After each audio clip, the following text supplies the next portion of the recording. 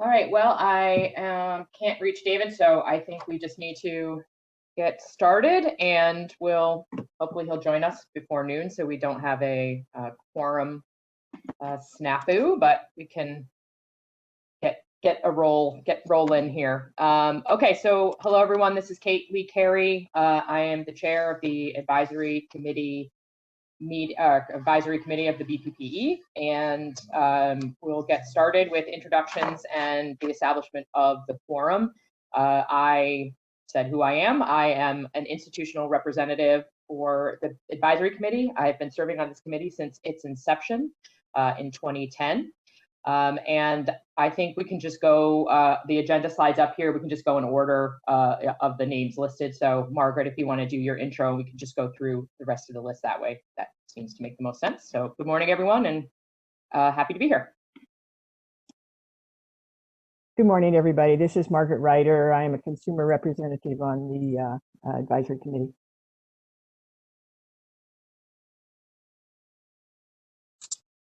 Good morning, everyone. This is Lee Farron. I'm also a consumer representative on the advisory committee. Good morning. Good morning, everyone. This is Diana Mai, and I'm a public member. Good morning, everyone. This is Thomas Wong. I'm one of the speakers appointees to one of the public seats. Good morning. My name is Joseph Holt, and I'm an institutional representative on the committee.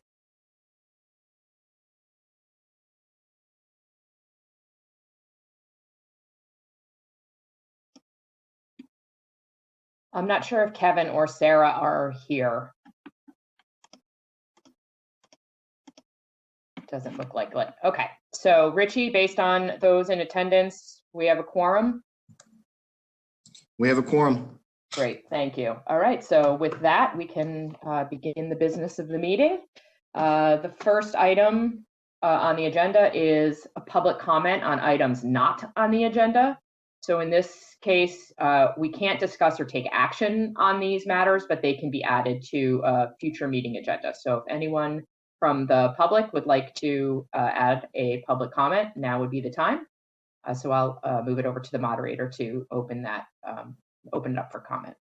Thank you. This is the moderator. At the request of the committee, I am opening the Q&A, and I'm going to give a more thorough instructions at the beginning, and each time afterwards, it'll be brief instructions. So to facilitate public comment, we will be utilizing the WebEx question and answer, or the Q&A feature. When the committee chair reaches a point in the agenda at which public comment is appropriate, public comment will be requested. At the committee's direction, I will turn on and announce the opening of the Q&A feature. Members of the public can indicate they would like to make a comment by clicking on the Q&A icon located at the bottom right-hand corner of the WebEx screen. These instructions will be shared on your screen each time for your reference. In the Ask field, typically in the lower right of the WebEx screen, members of the public who wish to make a public comment will type, "I would like to make a public comment," and send it to all panelists. Any other communications will not be responded to. Members of the public, it is not necessary to identify yourself in order to make a public comment. We will be taking the requests in the order that they are received. We will call on a member of the public and unmute their microphone. The member of the public will have 3 minutes to make their comments. A 30-second time warning before their time is up will be provided. At that time is over, the microphone will be muted, and we will move on to the next individual of the public who requested to make a comment. And would like to remind members of the public to please do not use any profane language when speaking to the committee. At this point, we do not have any requests. Would you like me to close the Q&A feature? Yes, thank you very much. Thank you. All right, moving on to our next agenda item, which is number 3, review and approval of the December 1 Advisory Committee meeting minutes. Does anyone on that committee have any comments, corrections, or other edits to the meeting minutes before we move to approve them? This is Lee. This is a very minor thing, but on page 6, I believe they referred to me as Mr. Farron. I don't really care, but it is incorrect in terms of who was speaking. Thanks, Lee. I have a couple of things. This is Margaret. on the top of page 3, it references my asking for timeline on the rollout of the regulatory tracking system. And that was in reference to the description of the regulatory tracking system that had been made by Ms. Holmes in her presentation, which is on the prior page, but it's not included there. So for accuracy, it probably would be good to add a sentence saying Ms. Holmes also described the rollout of the regulatory tracking system or something along those lines. That's the first one I had. And then a very minor one on at the bottom of page 4, the last paragraph, Ms. Ryder asked if the applications for change in method of education to online distant instruction, I think the correct term would be distance, not distant, but distance education, again, very minor. And then on page 7, the last paragraph before the public comment at the bottom of the page, the last sentence, I'm not sure exactly what I said there, but I'm certain I wasn't asking to have a future discussion on what disclosures are provided, I think. But, you know, I don't remember precisely, so it can, unless someone remembers precisely, I don't care if it stays that way. I don't think it's quite accurate, but that's all.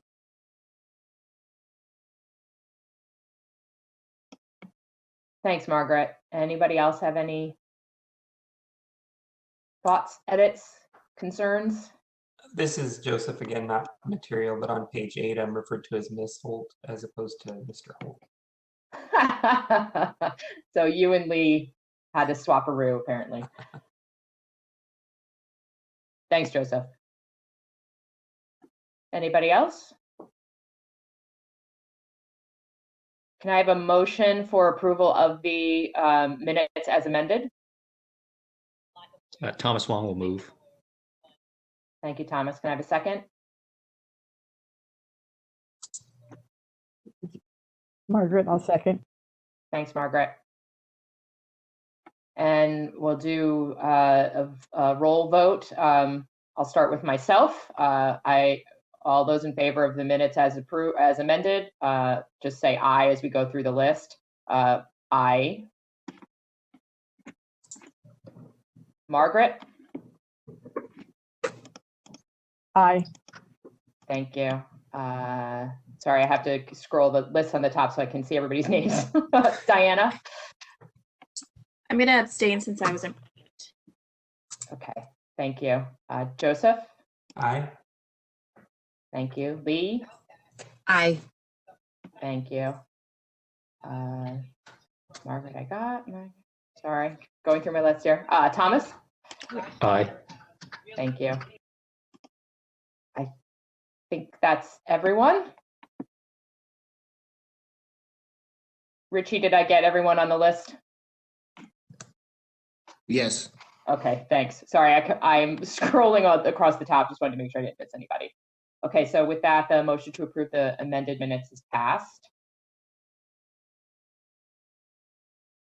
So what I'm going to do as we roll through the rest of the agenda is open up to public comment between each agenda item. So the next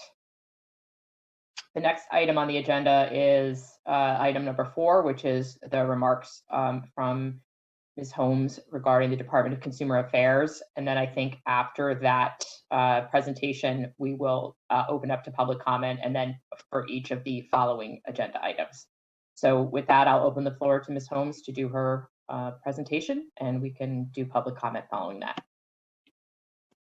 Thank you. Good morning, Chair Lee Carey, Advisory Committee members, and Deputy Bureau Chief Lisa Rafferty. I'm Carrie Holmes, Deputy Director of Board and Bureau Relations at the Department of Consumer Affairs. Thank you for allowing me this opportunity to provide a department update to the committee. One of our top priorities in Board and Bureau Relations is appointments. Currently, the committee has 3 vacancies for public members appointed by the DTA Director, 2 student positions, and 1 consumer advocate. If any members of the public attending the meeting are interested in serving, Please find the link titled Board Member Resources on DCA's homepage to apply for an appointment. Please note that candidates cannot be employed by or otherwise represent an educational institution, but schools can help by letting former students know about the opening. COVID-19 has affected every aspect of our work. After another temporary closure in December due to state and local stay-at-home orders, DCA offices are once again open with preventative measures to safeguard the health and safety of our employees and visitors. DCA and its boards and bureaus are maximizing telework to help reduce COVID transmission risk for all employees. Public health measures such as distancing, face covering, and frequent hand washing are required for employees who cannot telework. Thank you to Bureau staff who have been working so hard to maintain excellent customer service and protect the public through these challenging times. DCA is pleased to announce that on January 12th, Governor Newsome appointed Monica N. Vargas of Sacramento to the role of Deputy Director of Communications at the Department of Consumer Affairs. Monica has been an information officer in California Governor's Office of Emergency Services since 2015. She was also an information officer at DCA from 2013 to 2015 and served in multiple roles at OES from 2007 to 2013. Ms. Vargas hit the ground running at DCA last month, and we are so pleased to have her as part of the team. On February 2nd, Governor Newsome appointed Sarah Murillo as Deputy Director of Administrative Services at DCA. Ms. Murillo has gained a wide range of experience in her nearly 20 years of service to Californians in various state departments, including California Complete Count Census 2020. Ms. Murillo comes to DCA with a skill set that makes her well suited to support all the entities within our department. Her appointment fills the final vacancy in DCA's executive office. DCA has been working closely with Deputy Bureau Chief Lisa Rafferty to prepare the Bureau for its sunset oversight hearing. The sunset hearing dates have not yet been set. I know an update on the fee audit is also agendized later in the meeting. The report is still under review and will likely be finalized before your next meeting. DCA knows that this report will be used to identify the needed fee increase data, and we want to ensure that the information explains the needs adequately. Thank you for your patience on this. I look forward to getting to know you better. In the meantime, if you have any questions or need anything from DCA, please don't hesitate to reach out. Thank you again for the opportunity to present to your committee. I'd like to thank you for having me here and for your commitment and the work you do. That concludes my presentation. Thank you, Ms. Holmes. I'll open it up to the committee for any questions that you might have for Ms. Holmes before we open up for public comment. This is Margaret. I wondered if you could give us any kind of update on the rollout of the regulatory tracking system that you had explained last time. Thanks. Yeah, thank you for your question. The Sharewell system is still with the 4 pilot groups. They are evaluating the cost of making some of the improvements that will be needed that were identified during the pilot programs. So I hope to have more for you next time, but we're still in that pilot stage. I'm sorry, the sound cut out for a minute and I lost most of what you said about it after you said it's with the pilot the group or something along those lines. Oh, sure. I could say it again. So there were 4 pilot groups, and right now OIS is evaluating the improvements that were needed based on the pilot feedback. So it's still in that stage where they're making corrections based on the pilot program.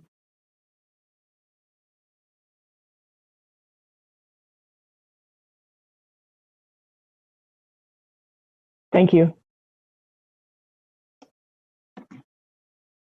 Does anyone else have any questions for Ms. Holmes?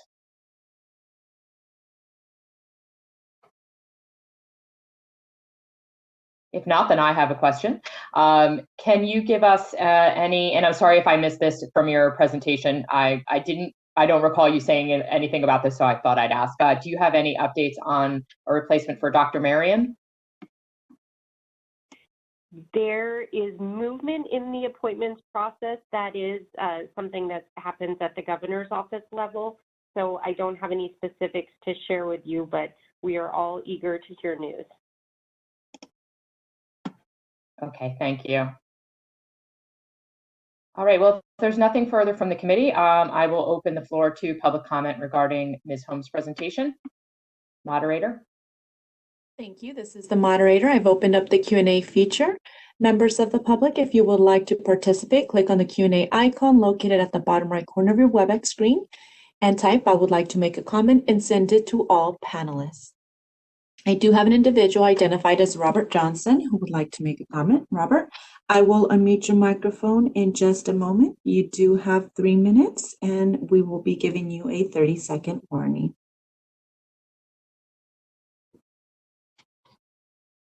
Your microphone has been unmuted. Thank you. Robert Johnson, California Association of Private Post-Secondary Schools. Two questions in regard to the fee. First, is there an estimated date that the fee audit will be released to the public? Will it be released independently, or will it be part of the reauthorization package?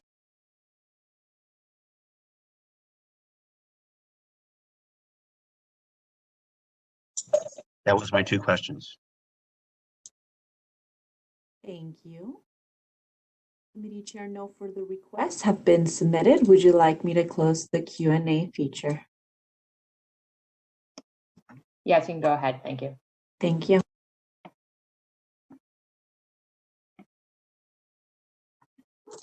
I apologize. I will go back. I believe someone submitted a request as I was closing the Q&A.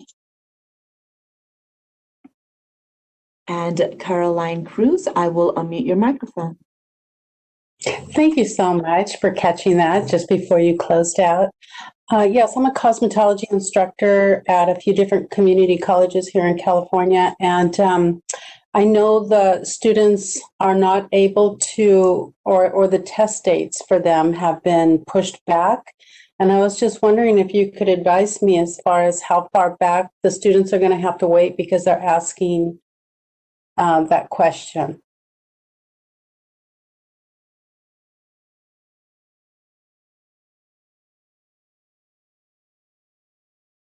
Thank you. No further requests have been submitted. I will close the Q&A, Committee Chair.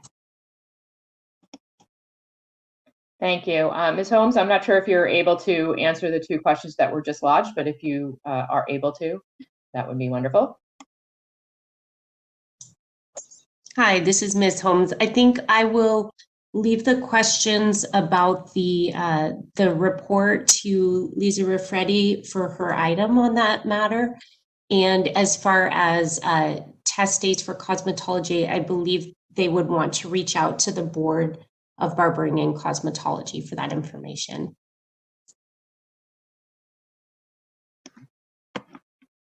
Okay, thank you, Ms. Holmes. Appreciate your time. With that, we will move on to agenda item number 5, which is the Bureau Operations update. And the first item happens to be the fee audit, so that is timely. And since we didn't do intros of the Bureau staff at the beginning, apologies, as I was distracted by getting the quorum situated. If the Bureau staff can just introduce themselves before they start their presentation so everyone knows who they are, that would be helpful. So the first item on the agenda, 5A, update on fee audit, is our Deputy Bureau Chief, Lisa Raffretti. Lisa. Good morning, advisory committee members. I'm Lisa Raffretti, the Deputy Bureau Chief here at the Bureau. And I'm going to go ahead and move right into the fee audit. Carrie did a wonderful job explaining the majority of it. And I think I can help answer some of Robert's questions. We don't know, we don't have a time frame yet at this point. We're optimistic and we're definitely hoping that it will be soon and that it will be prior to the next advisory committee meeting. And with that said, that once we do receive it back and we're able to share it, we will send it out. We will not wait for the next advisory committee meeting to get that out to you. And that's pretty much all I have on the fee audit information. Thanks, Lisa. And sort of our standard process is to open the floor after each of the items. So moderator, I'll have you open the floor to public comment on item 5A.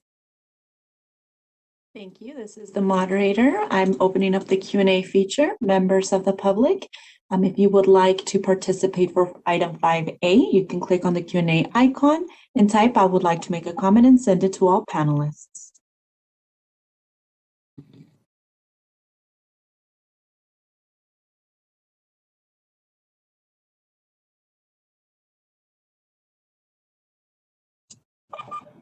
No requests have been submitted. Would you like me to close the Q&A feature? Yes, thank you. The next item on the agenda, 5B, is a sunset review update, also from Ms. Rafferty. Lisa, I'll turn it over to you. Hi, again, once again, Carrie pretty much answered this. We do not have a date yet. We're preparing and we're getting ready for it still. Anticipating maybe the end of March, sometime in April, but again, we just do not have a date yet, but we are gearing up and getting ready for it. Lisa, do you know if any of the hearing dates or anything have been set for the sunset bill? No, I have not heard of any dates as of yet. I had a question on that. I know the report that you folks put out, I think was put out in the fall of 2019. Are you anticipating doing any sort of an update to that report?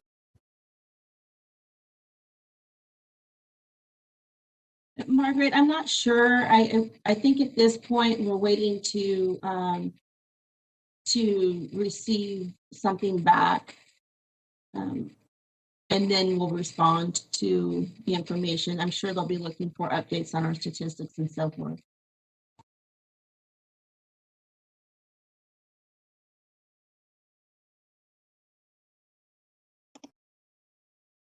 Does anyone else on the committee have any questions for Lisa about the sunset review update? Hearing none. Moderator, can you open the floor to public comment for item 5B? Yes, this is the moderator. I've opened up the Q&A at the request of the committee. Members of the public, if you would like to participate for item 5B, you can click on the Q&A icon and type, "I would like to make a comment," and send it to all panelists. I do have a request from Rachel, and I do not want to mispronounce your last name, so I will unmute you in just a moment, Rachel, and you'll have 3 minutes to speak, and I'll give you a 30-second warning. You have been unmuted. Good morning. Thank you. My name is Rachel Blucher, and I am providing comments on behalf of the Psychoanalytic Institutes of California on the Sunset Review update. Psychoanalytic institutes provide licensed psychotherapists, such as physicians, licensed clinical social workers, marriage and family therapists, licensed professional clinical counselors, and psychologists, as well as academics, the opportunity to enhance their skills and knowledge in psychoanalysis. The students attend classes for continuing education, to learn skills related to the application of evidence-based psychoanalytic theory and principles in the treatment of mental health issues, and to enhance their knowledge of psychoanalysis. The students hold licenses and certificates that permit them to provide services to the public. The certificates in education at psychoanalytic institutes enhance their knowledge.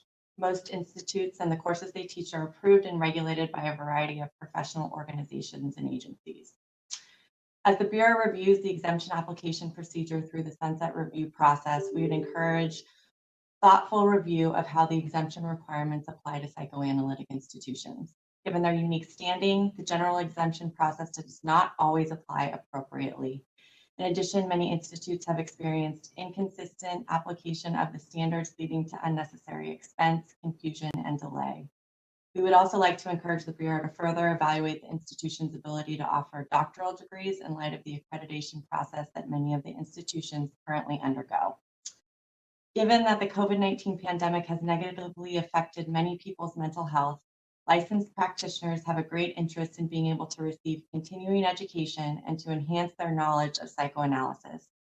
Our goal is to develop an appropriate, fair, and uniform standard that applies to psychoanalytic institutions to protect their students and members of the public, while also ensuring that the institutions are able to effectively operate in compliance with the requirements of the Bureau. Thank you very much for this time.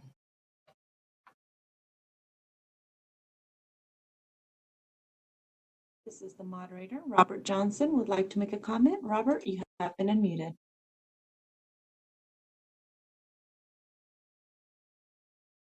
Yes, the question is, the Bureau, do you intend to use the advisory committee process to review pilot you're bringing forth in the sunset review?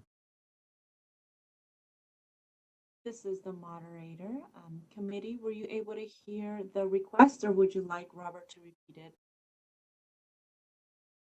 And Robert, you were cutting in and out. That's the reason why I'm asking the committee. Yeah, please repeat. No. Yes, please repeat. Yes. Yes. The question is basically, is the Bureau intending to use the advisory committee to hear presentations on issues in the sunset review authorization bill?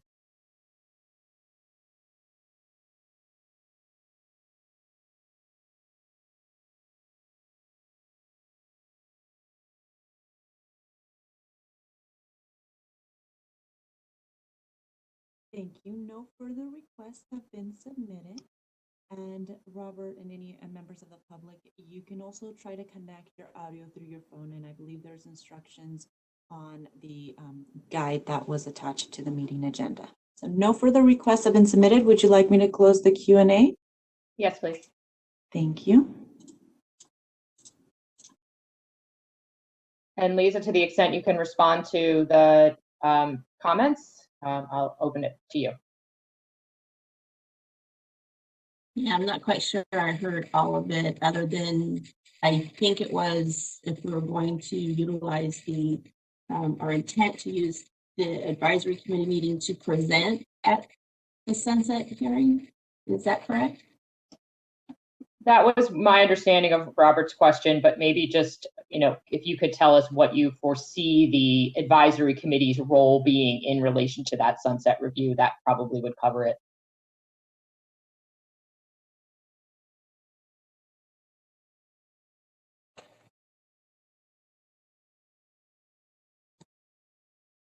Yeah, I'm not quite sure how that all works, being new, sitting in this position, just kind of holding the fort down right now. I would have to defer to DCA or to legal on how during the sunset hearing, how that works and what role the advisory committee would play in that. I'm just not quite sure.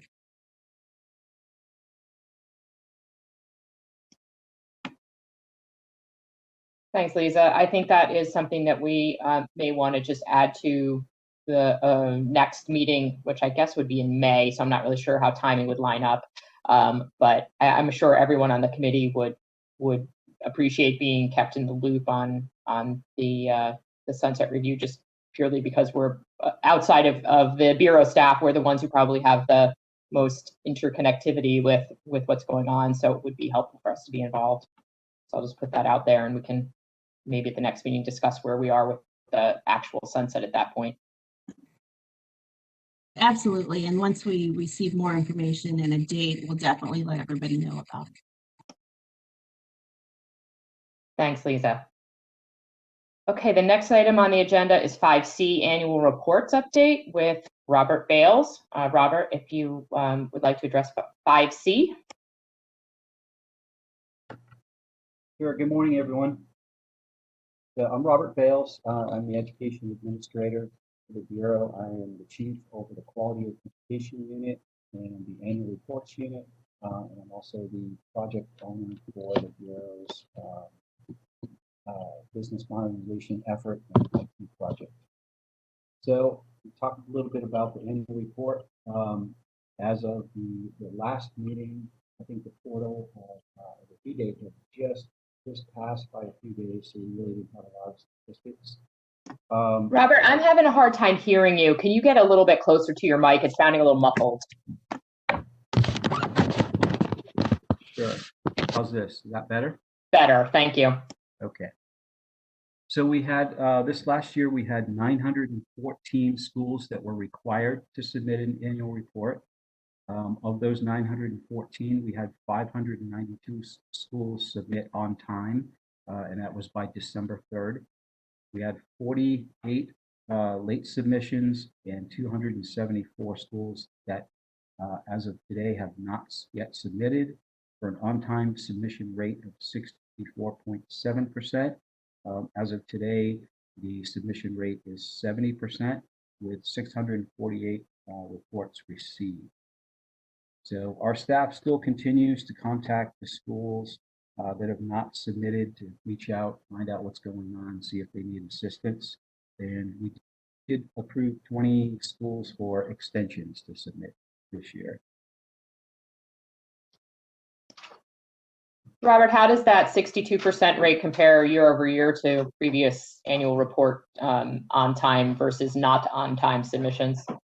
This year is lower than probably the past 3 years. And we kind of expected that obviously with COVID. We know that there are some schools that are they're still approved, but they are they haven't been operating. So we're still attempting to try to get a hold of those those folks at those schools.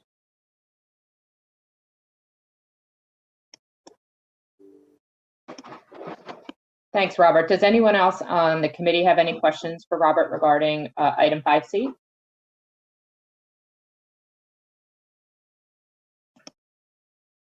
All right, hearing none. Moderator, can you open the floor to public comment on 5C, please? This is the moderator. I've opened up the Q&A at the request of the committee. Members of the public, if you would like to participate on this item, click on the Q&A icon and type "I would like to make a comment" and send it to all panelists.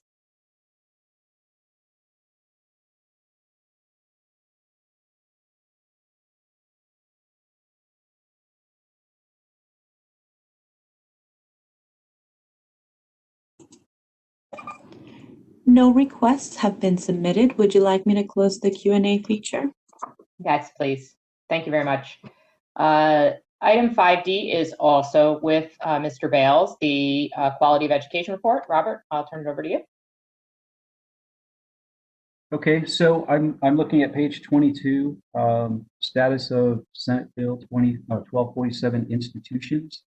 So as you recall, there are two groups of schools. The first group of schools were required to be accredited, achieve accreditation by July 1st, 2020. And I've listed the number of schools and the stats. There were a total of 142 schools initially identified as offering degree programs and being unaccredited back in 2014. And we have, as of today, we have 12 schools that are still working toward becoming accredited. They have been granted extensions. We have 39 schools become accredited. We have 8 schools that have their degree programs currently suspended. 20 of those schools have surrendered the degree programs. 18 were verified as exempt, and 45 of those schools have closed or their approval is expired. And then on the next page, these are the provisionally approved schools. These are the schools that were approved to operate no more than 2 degree programs after January 1st of 2015. We've had 60 of those schools to date. 7 of those schools have closed. 1 was verified as exempt. We had 6 schools surrender their degree programs and choose not to pursue accreditation. We have 8 schools with their degree programs currently suspended, and 7 of those schools have achieved accreditation, and 31 are still somewhere in progress or in the process of becoming accredited. And on the next page, this is some information that was asked by the committee, I believe, last time. And so I just updated it to reflect what's going on currently. We have 46 institutions that have achieved accreditation, and I've listed the number of schools for each accreditor.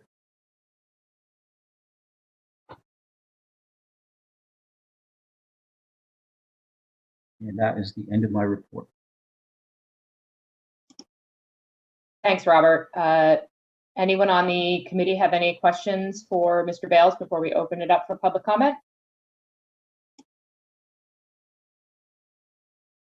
I don't have a question, but I don't have a question. This is Margaret, but I do appreciate getting that information about where they're going for accreditation. So I'm glad you've included that. Thank you. You're welcome. Yeah, that's actually really useful information. So thanks for that, Robert. If there's nothing else from the committee, then moderator, can you open the floor to public comment for 5B?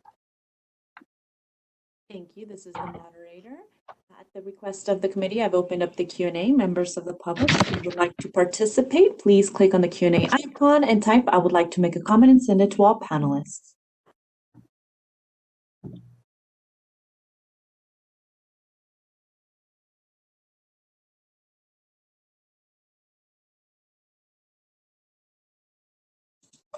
No requests have been submitted. Would you like me to close the Q&A feature? Yes, thank you very much. Thank you. I was just notified that Mr. Weiss has joined us, so welcome, David. If you want to just quickly say hello and introduce yourself so Hello. the audience knows you're here. Hello, my name is David Weiss. I'm with Asher College, institutional appointee. Sorry for being late. Thanks, David. We're glad you're here. So next up on the agenda is item 5E, Compliance and Discipline Report with Beth Scott. This one has 3 sub 5E, Romanet 1, 2, and 3. So I'm going to leave public comment until the closure of E3 so that Beth can get through all 3 sections of her presentation. So Ms. Scott, I'll open the floor to you. Good morning. This is Beth Scott, the Enforcement Chief, and today I will cover compliance, discipline, and cite and fine. This will be agenda item 5E, starting on page 26 are the statistics. Currently, the staff from the discipline unit and the compliance unit are working as subject matter experts on our portion of the new IT system. The process is taking a substantial amount of time from our staff. It's going very well at this time.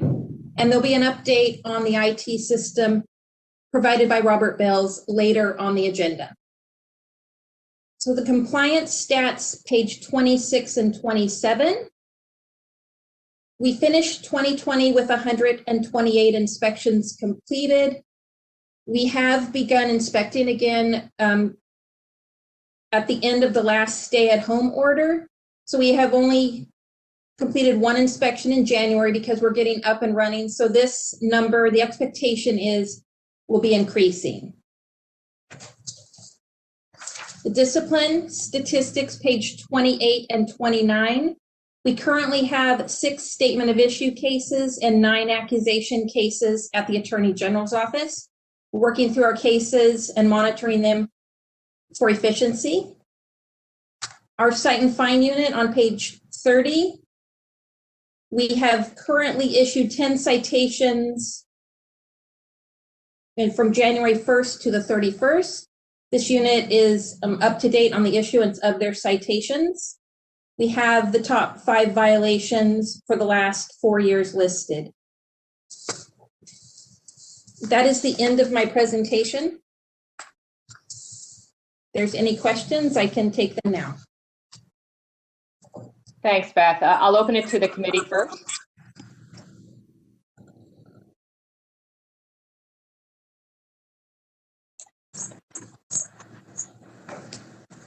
Okay, hearing none, I'll open the moderator to open the floor to 5E public comment. Hey, Kate. I'm sorry. This is Liz. I just wanted to kind of jump in and point out on the statistics that, prior to COVID, that the compliance inspections, citations really were increasing. You look at 2019, 2020, big strides have been made in that area, and the Bureau is on track to continue with those strides now that the state's opening up more. Thanks very much, Lisa. Yeah, I mean, the fact that there were as many citations and enforcement actions taken during COVID as the year before is pretty amazing. So thanks, Lisa. So with that, any other committee notes before we open the floor? Hi, this is Diana. I just wanted to ask Beth if she could speak to a little bit about the automatic suspensions and why there was an increase in 2020. So I'm looking at page 29 of her packet.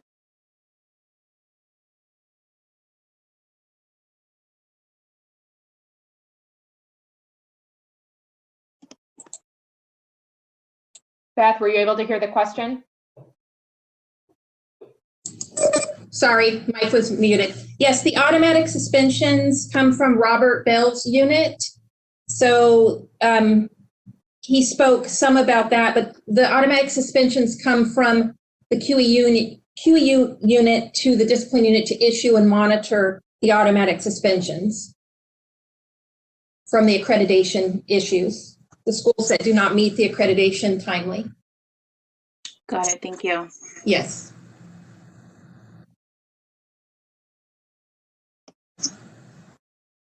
Thanks, Diana, and thanks, Beth. Anybody else on the committee have any questions?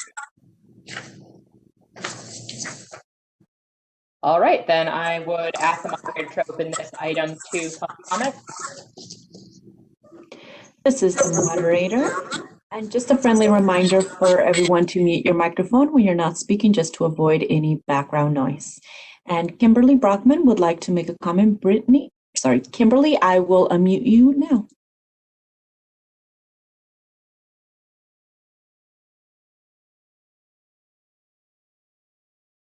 Hello. Hi, good morning, Beth and honorable members of the panel. This is Kimberly Brockman, Universal Technical Institute. As you all know, the recent STRIF assessment fee reinstatement was made effective February 8th. However, schools had not been notified until after the effective date. And interestingly enough, we have the protocol inspection coming up on one of our campuses. And so I'm just curious how inspectors are being instructed to handle reviewing, students where we retroactively have to collect the STRIF fee, and how, if that will be, made into a finding or not. Thank you.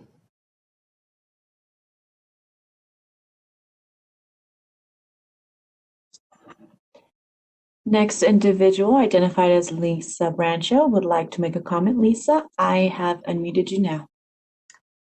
Thank you. My comment is really just how I can access I just put the question in the Q&A as to how to access the packet that's been referenced throughout the presentation. Is that available to the public?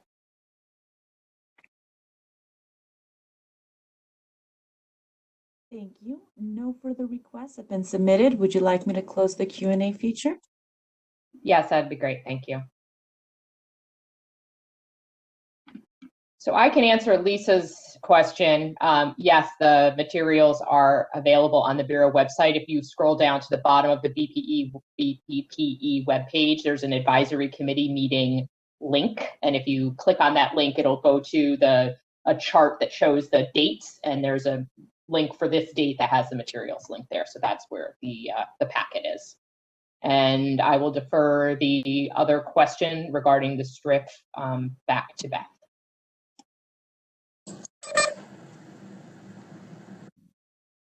I believe the STRIF information is later on the agenda. Unless somebody wants to speak up on that, I believe that will be covered in the regulation updates.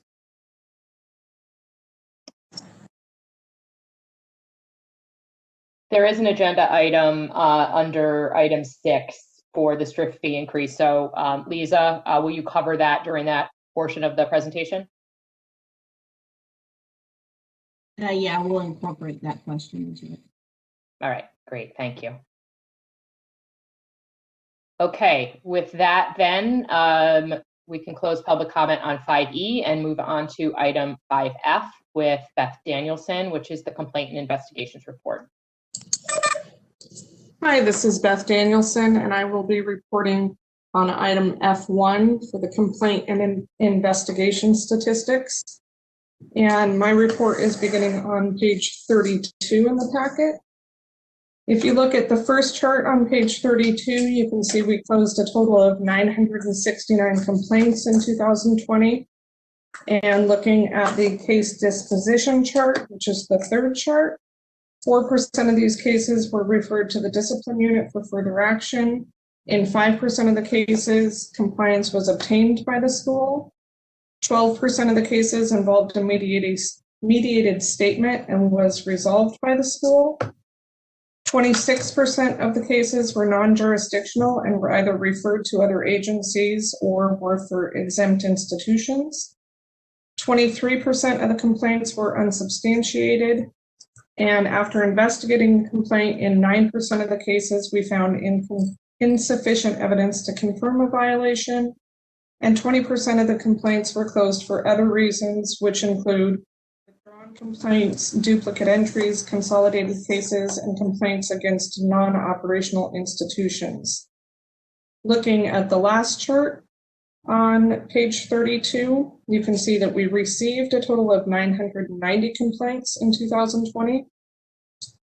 And these complaints represented 532 different schools. 16% of the complaints, or 156 complaints, were related to COVID-19. Moving on to page 33, you look at the first chart. In 2020, we closed 70% of our cases within 90 days, which is up from 36% in 2019 and 29% in 2018. And in 2020, we closed 86% of our cases within 180 days. And at the second chart, the top three allegations remain the same from those reported in Q3. The fourth and fifth allegations have been replaced with contractual, which is students' inability to get transcripts, and false and misleading advertising. And they were previously lack of quality of instruction and irregularities in the admission process. Moving on to page 34, the top chart represents the number of complaints we received by month, being a total again of 990 for the year. And during this time frame, looking at the next chart, 95% of our complaints were externally generated, while 5% were internally generated. Moving on to page 35, this chart represents our pending caseload. At the end of 2020, we had 230 cases pending. As of last Friday, our current pending caseload is 223. And in looking at the cases aged 2 to 3 years, of those 11, 4 have since been closed. 3 are being monitored pending an external investigation by an external law enforcement agency. And we are currently investigating 4 of them. And of the 3 cases ages 3 to 4 years, 2 are currently being monitored pending investigation by a law enforcement agency, and 1 is currently being investigated by us. And looking at page 36, on the last page, this represents the student impact the Complaint Investigations Unit has achieved through advocacy on behalf of students. In 2020, investigators' advocacy on behalf of students resulted in a total of $111,141.13 in refunds to students or to their federal student aid account. And that concludes my presentation. Thank you, Beth. Does anyone on the committee have any questions or comments regarding Ms. Danielson's presentation before we open to public comment? Hey, this is Lisa again. Go ahead, Lisa. Hi, I just want to acknowledge the hard work of the enforcement team. You know, since the restructuring of the enforcement unit and changing how we do business and so forth, that we're able to keep a pretty steady workflow, you know, right around the 220, 230 area. And that is just a lot of kudos out to this unit for all their hard work.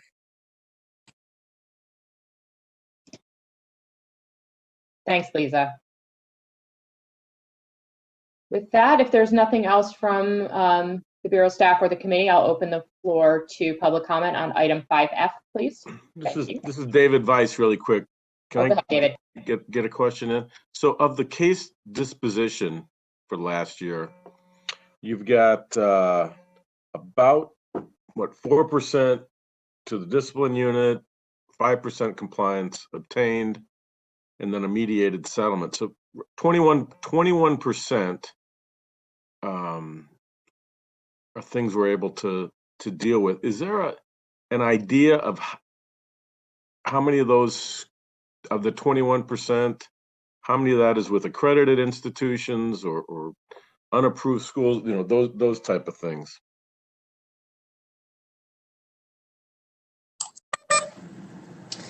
I cannot answer as to how many of those involve accredited institutions. None of that would involve unapproved institutions. Okay. But as far as whether those schools are accredited or not, I'm unable to answer that at this point. Okay. That's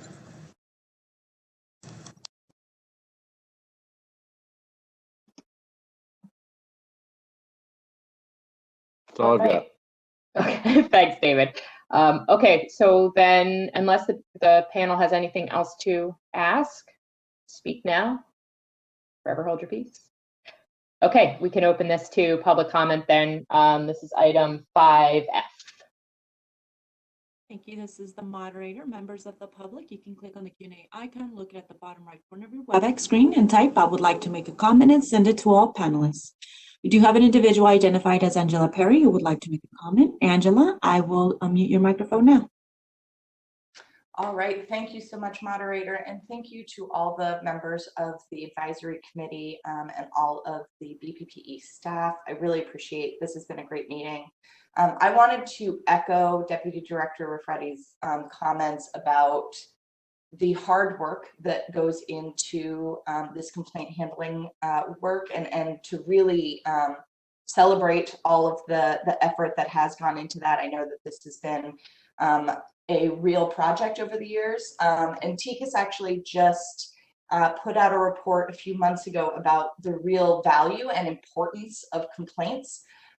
Complaints not only serve a purpose to help individual students, but also to identify problematic patterns at institutions and to serve a consumer protection function. So this is a really critical piece of the puzzle. So I really appreciate all of that. I did want to note, and I think I may have noted it before, but on page 34, when we look at the number of complaints received at the beginning of 2020, the numbers were in the triple digits. I know that the Bureau had worked really hard to have more of a presence and to notify students that they had these rights to complain, to seek assistance from the Bureau. And that was really showing that the numbers had gone up and that the students were engaging. And then there is this kind of precipitous drop between March and April of 2020. And I think we all know what was happening in March and April of 2020 and how chaotic and crazy the world got. But it does look like those complaint numbers have stayed kind of consistently low, even though we look on page 33 and see that, or whichever page it was, now I've lost track of it, but that some of those complaints are COVID related. So even at those lower numbers, some portion of that is COVID related. And so it seems like the complaint numbers have dropped pretty precipitously and stayed relatively low. And so that is a thing that I would want to flag just as an opportunity. If the Bureau already knows or has looked into why those numbers dropped and has some sense of why, or if not, to do some digging and investigation there, I think would be worthwhile. And so anyway, those are my thoughts on complaints, but again, want to echo thanks and offer my sincere appreciation.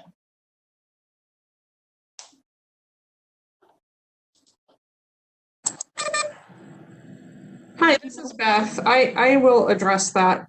In looking at the chart at the top of page 34, as Angela pointed out, I'd like to point out that if you look at the comparison of 2020 versus 2018 and 2019, those numbers in January through March were unusually high compared to the prior 2 years. So, moving forward from May through the end of the year, the complaints received have been right in line with the number of complaints received from May through December of 2018 and 2019.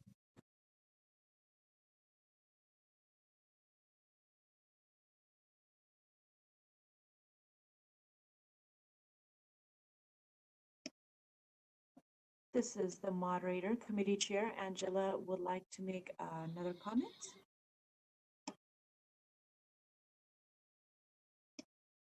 Go ahead. Angela, you've been unmuted. Wonderful. Thank you so much. And I really appreciate that. That is really helpful. I guess the only response I would say to that is, given that we know that there were additional complaints coming in related to COVID, that there was this extra layer of complaints on top of that, I would expect them to be higher than previous years, to not be in line with previous years, because obviously we've got an additional layer of COVID layered on top of that. So that was also part of my observation, was that given the fact that we had additional complaints related to COVID, I would have sort of just expected those numbers to be higher. And so just wanted to flag that and to offer to be helpful in any way that I can. I know that I shared the report with some folks, but if it would be helpful to share the report on complaints that we just put out with anyone at the Bureau or with any of the advisory committee members, more than happy to be helpful in any way I can. So just wanted to flag that. Thank you again.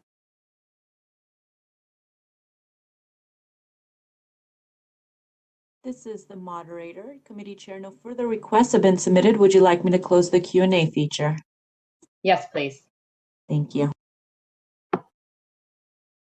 All right, the next item on the agenda is item 5G. Oh, go ahead. I'm sorry, this is Margaret. Before we move on to that, could I just ask that the Bureau does get a copy of the teacher's report on complaints and provides it to each of the committee members? I think that would be very helpful. Thank you.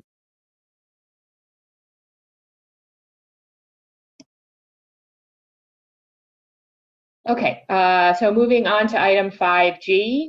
This is the licensing report from Ebony Santee, and as I did with the previous multi-section agenda item, we'll wait on public comment until Ebony addresses both Romanet 1 and 2. So, Ms. Santee, please go ahead. Thank you. This is Ebony Santee from the Bureau, Licensing Chief. So I'll start with the chart on page 38, which gives a licensing application status as of January 1st of this year. So we received 25 new full approval applications, 24 new accredited approval applications. There were 37 renewal for full approval institutions and 36 renewal for accredited institutions. Changes for full approved institutions, we received 118, and we received 190 changes for accredited institutions, as well as 120 applications for verification of exemption and 11 out-of-state registration applications. And that was a total of 561 applications. We also approved in that time frame 444 applications. To the next chart that discusses the total pending applications by date. I'll go over these and also provide some updates. So as of January 1st, 2020, we had 253 applications. As of July 1st of 2020, there was 390 and 435 by November 1st. 2020. And as of January 1st, 2021, we had 454. I will say that number has gone up as of February to 461 pending applications. And the last chart on page 38 speaks to the oldest applications pending. And this was as of January 1st. And again, I have further updates. So the oldest pending full application in the queue was from November of 2019. The oldest full application under review was from January 2019. The oldest renewal for a full approval application was from April of 2017. And the median date of full applications in the queue is August from 2020. So the updates on those, our current oldest application in the queue is from March of 2020, and that application is incomplete, meaning that it cannot be assigned to an analyst yet. As far as complete applications, the oldest one we have is from September of 2020. And a background on some of those old applications under review. The one from 2019 actually was not deemed complete until January of 2020, meaning we didn't receive the necessary information from the institution to be assigned. It has gone through licensing, and as of September of 2020, it's been assigned to the Quality of Education Unit and is currently under review. And for that oldest renewal application from 2017, that has been completed on our end, but it's currently with the Department of Investigations, pending other issues. So I just wanted to give you background on that. On page 39, I won't go over each number, but it's a breakdown of what we received monthly and completed for non-accredited approval applications. And lastly, on page 40, it's our total number of institutions.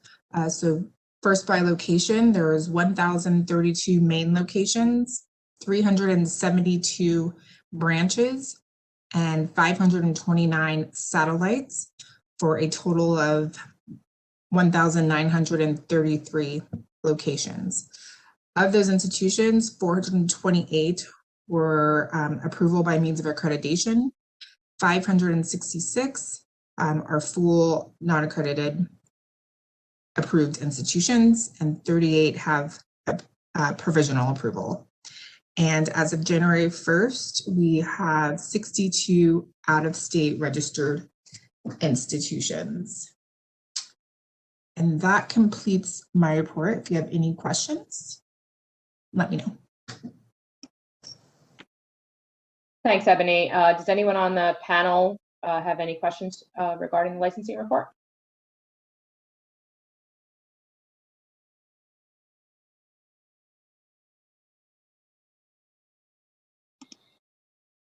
I am hearing none. With that, moderator, can you open the floor to public comment on item 5G, please? Thank you. I will go ahead and open up the Q&A panel. All right, it is open. And if you would like to make a comment, please type "I would like to make a comment" and submit it using the field in the lower right-hand corner of the screen. We are displaying instructions for your reference.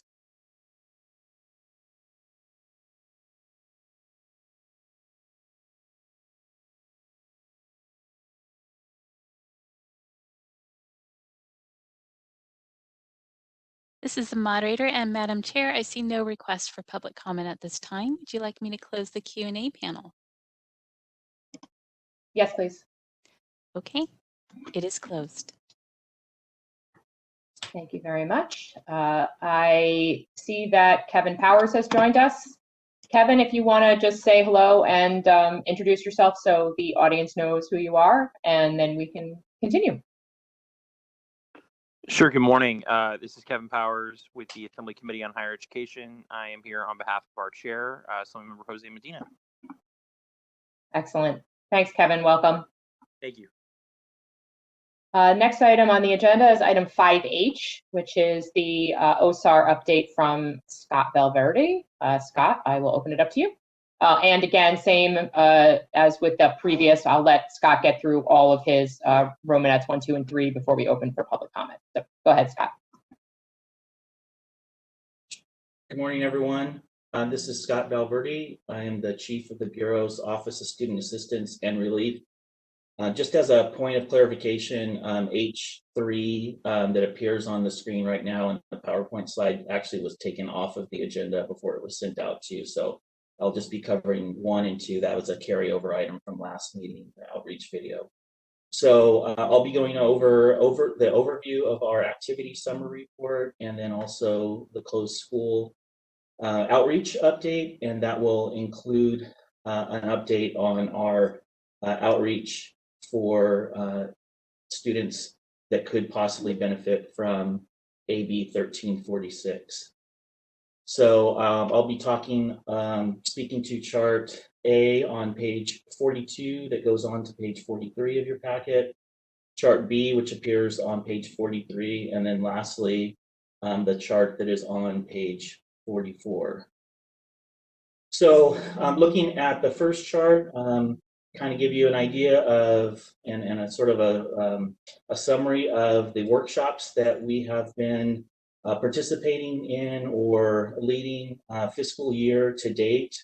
There's a total of 31 events on the calendar to date, of which 26 we've already participated in, and we have 5 additional events that are calendared as we speak, including the Black College Expo events that will happen later this week.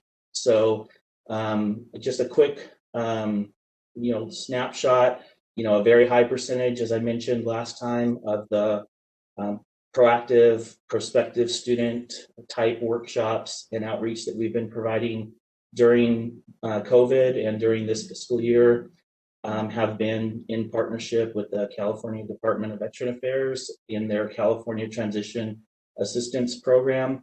Kind of highlights the fact that of all of our external outreach partners, they were the ones who really had the smoothest transition and whose outreach model really works the best in a virtual environment. And so high percentage of our participation in proactive outreach has been with the veteran population, as you can see, but we've also participated in a couple of college fairs. We did a workshop ourselves, and we also did a workshop in partnership with the Newsome School District on paying for college, and have other events planned in the works in the future before the close of the fiscal year as well. So things are moving along pretty smoothly. There's still several events that we have participated in historically that have either been paused or postponed, or were a series of events in physical locations that have, due to COVID, have been merged down into one statewide virtual event. So overall, year over year, the numbers are a little bit down this year in terms of total number of events, but I would say student participation has been steady, if not increased. In particular, the CalTAP events, we've seen a really good show rate and attendance at the workshops that we've been providing, probably even better than when we were doing in-person workshops. So that component of our work continues on. Moving on to chart B on page 43, our closed school outreach. And so you're looking at the 3 virtual workshops that we've done for school closures this fiscal year, which is obviously a small number, obviously COVID related, but one thing I wanted to talk about is moving forward. I've had some discussions with Lisa and staff internally, and we intend in future meetings to present some additional information in this area to paint a more full picture for you in terms of the amount of work that we're doing on the closed school outreach side, above and beyond what takes the form of a formal workshop at a particular date and time. So, for example, year to date, we've been notified of 29 closures. We are tracking 15 other schools that are still open but are potential closures due to some red flags. And we also have a tracking sheet of 43 schools that have indicated through licensing that they are temporarily closed during COVID and intend to reopen at some point, that we've also done some outreach for those students as well. And in many cases, the outreach that we're providing during COVID for students have been impacted by closures have been via phone contact, emails, one-on-one appointments, providing the link to the video that we showed at the last meeting, and things like that. And then we're also still in the process of planning other workshops for closures that we've been notified of. So again, I think just looking at 3 events on a chart is definitely not painting the full picture for all the work my staff is doing right now for students who have been impacted by closures or potentially impacted by school closures.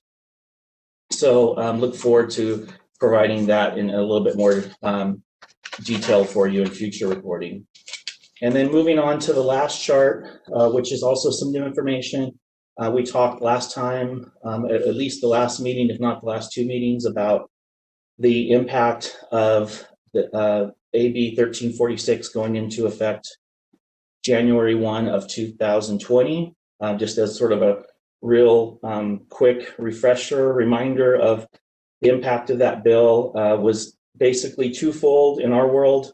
One was a redefinition and a new definition of economic loss as it relates to STRIF eligibility. And then secondly, what I want to talk about on the outreach side is the addition of an additional eligibility pathway for STRIF, specifically for former students of California Corinthian colleges campuses, for those students who are enrolled as of January 1, 2010. So the statute basically backed up that pre-AB 1346 eligibility window by approximately 4 years. So we jumped in upon notification of that bill and what the impact would be, and developed a multi-layered outreach strategy for those students who could potentially benefit by what the legislature's intent was in expanding that eligibility window.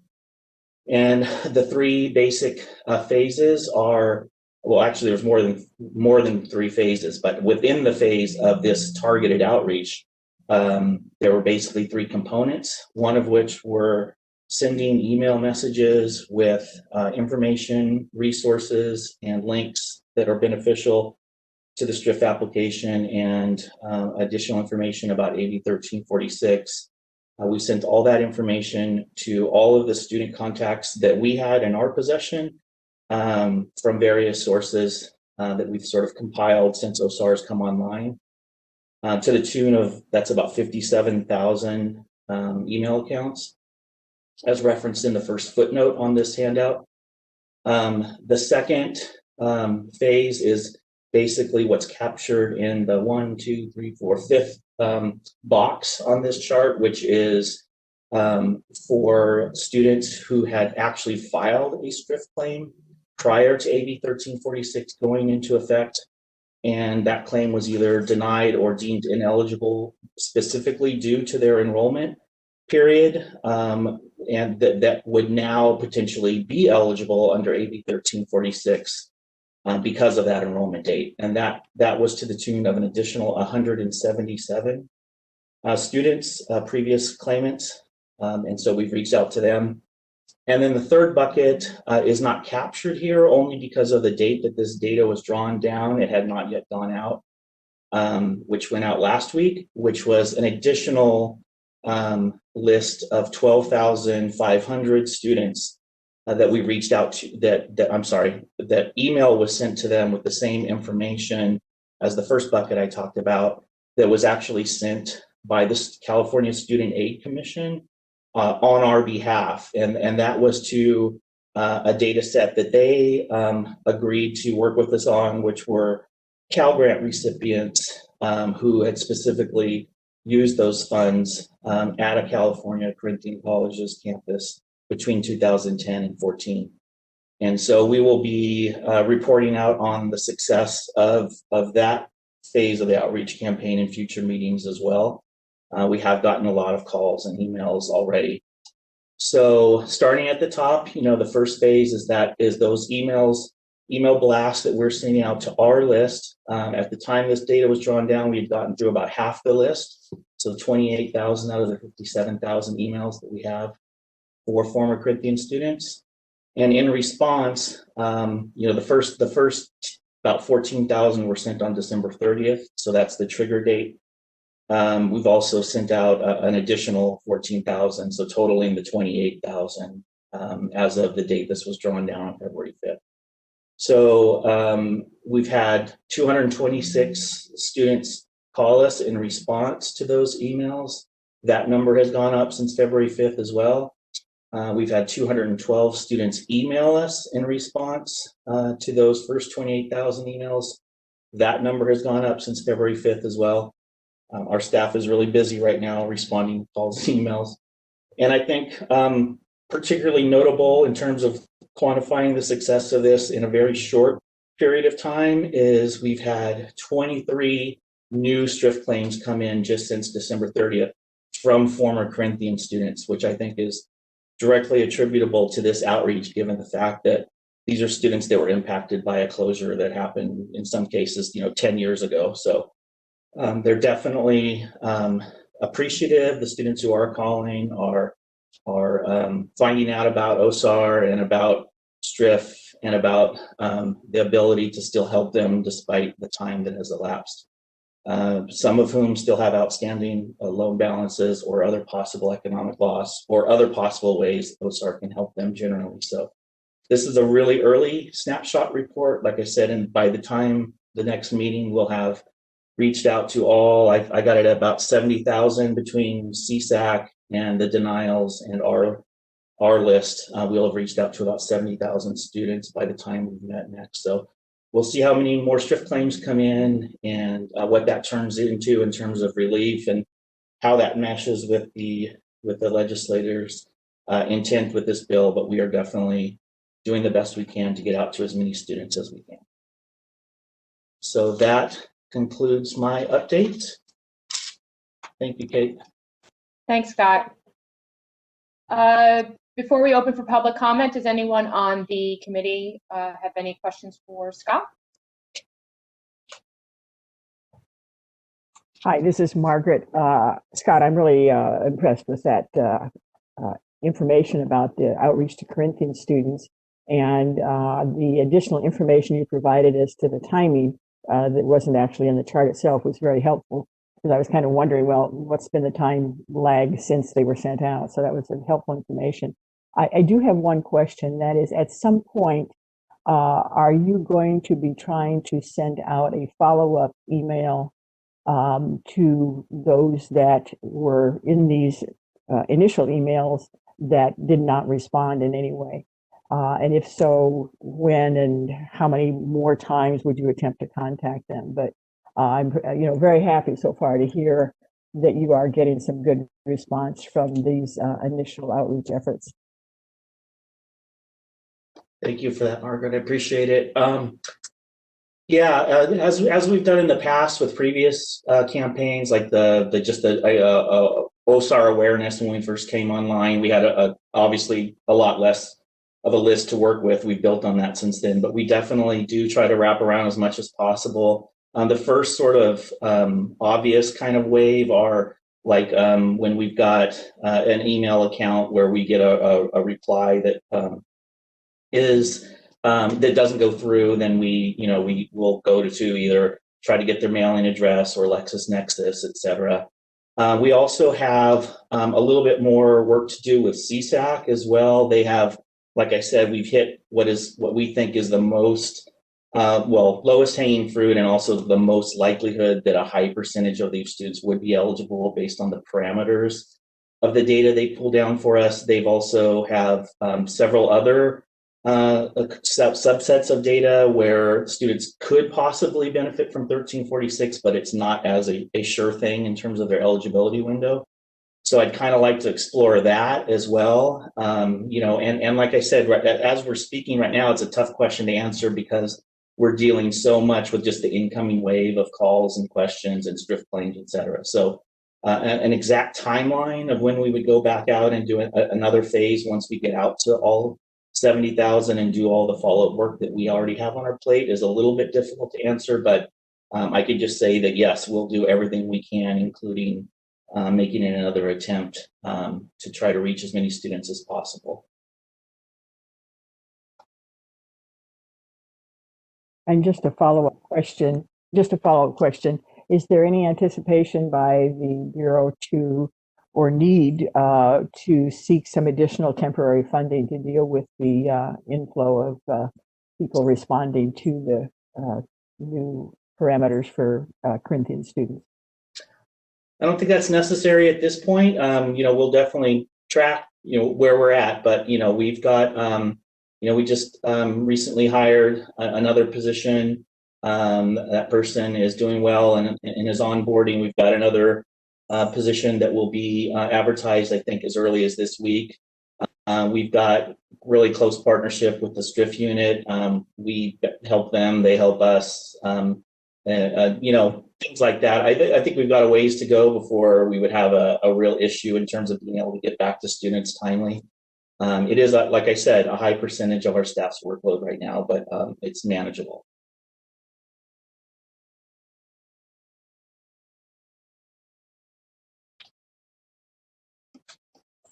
Thanks. Thanks, Scott. Anyone else from the committee or the panel have any questions for Scott?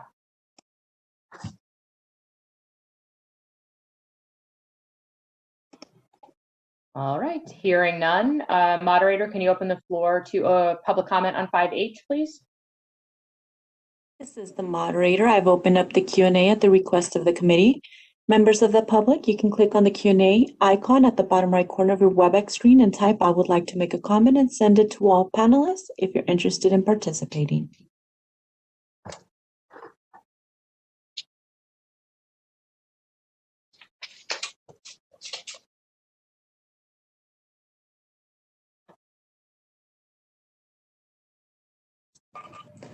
Robert Johnson would like to make a comment. Robert, I will unmute your microphone now and you have 3 minutes.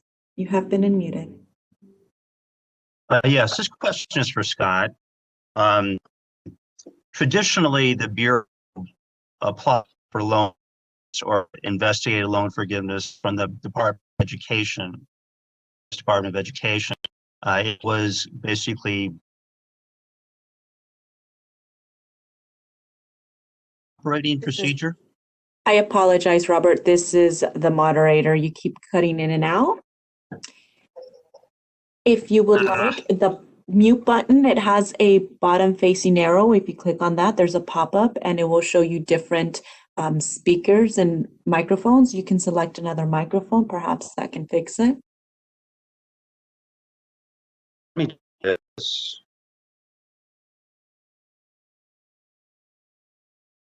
All right, can you hear me now? Yes. Okay, let me try this. The question again is for Scott. Do you apply for US DOE loan forgiveness before you apply for drift payments? Yeah. So we in terms of the processing of STRIF claims and which I think Yvette could probably speak to better, but in terms of our assistance and a role in guiding students to obtaining their full economic relief, we definitely would refer them to the U.S. Department of Education or their associated loan servicer first if they do have an outstanding federal loan balance at the time they file a STRIF claim, to ensure that they've exhausted those options to have a closed school discharge or another type of discharge that is handled by DOE first.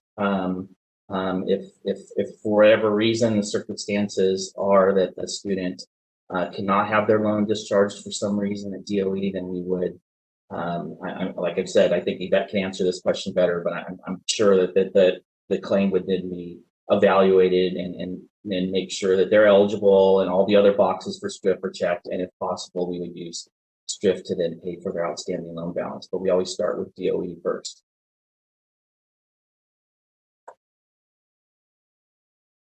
Hopefully that answers your question.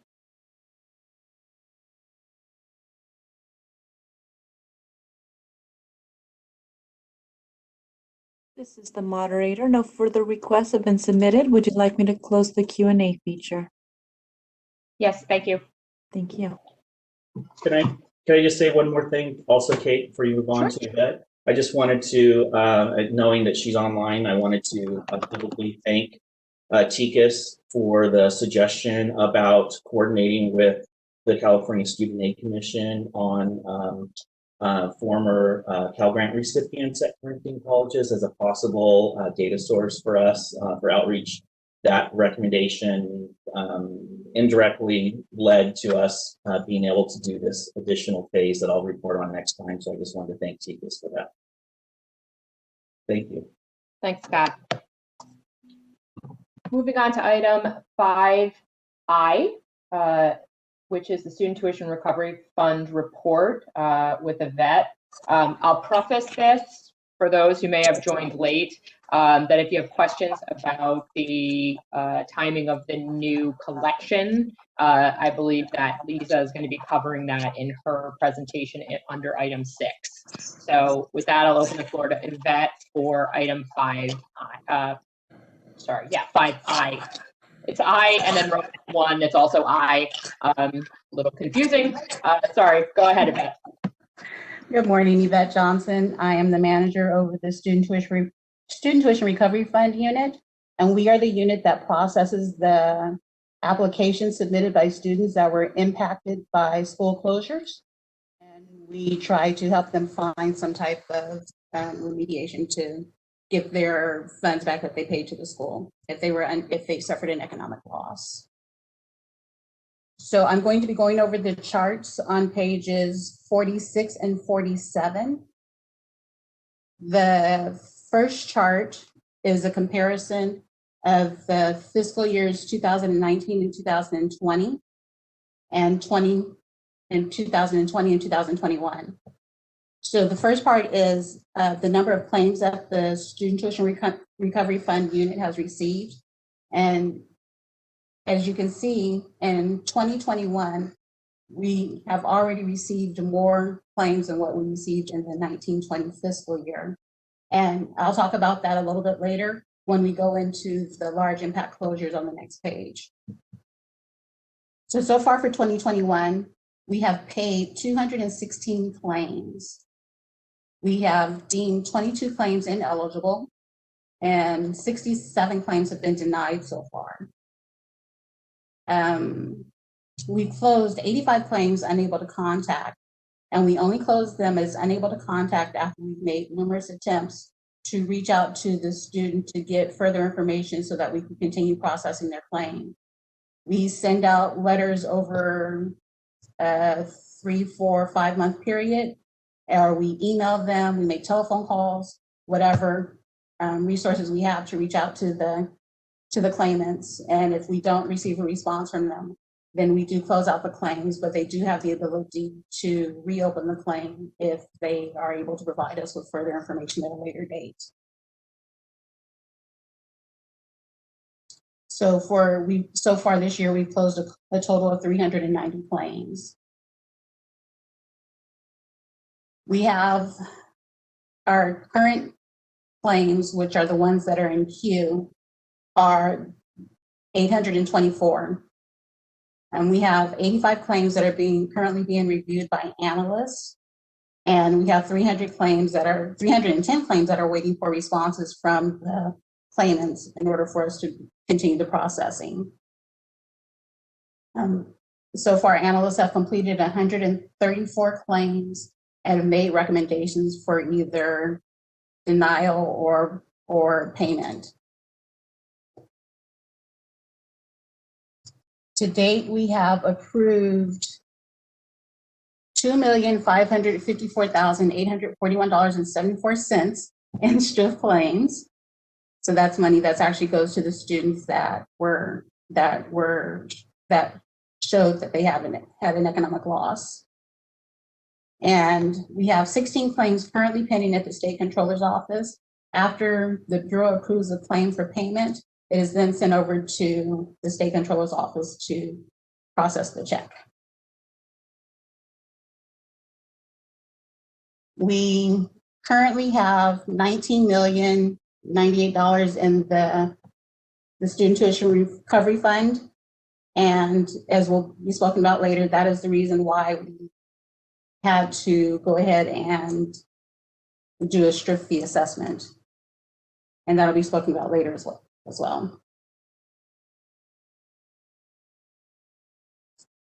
See, if we move on to page 47, 47 is our large impact closures. So something to note on our large impact closures is that we have our usual suspects, but we have added a new school to the large impact closures, which is Silicon Valley. Silicon Valley closed in April of 2018. And as you can see, we've received a large number of STRIF claims from former students of the school. This school there were some issues with the school, apparently. And it was also one of the schools that was impacted when ACICS was derecognized by the U.S. Department of Education as an accreditor.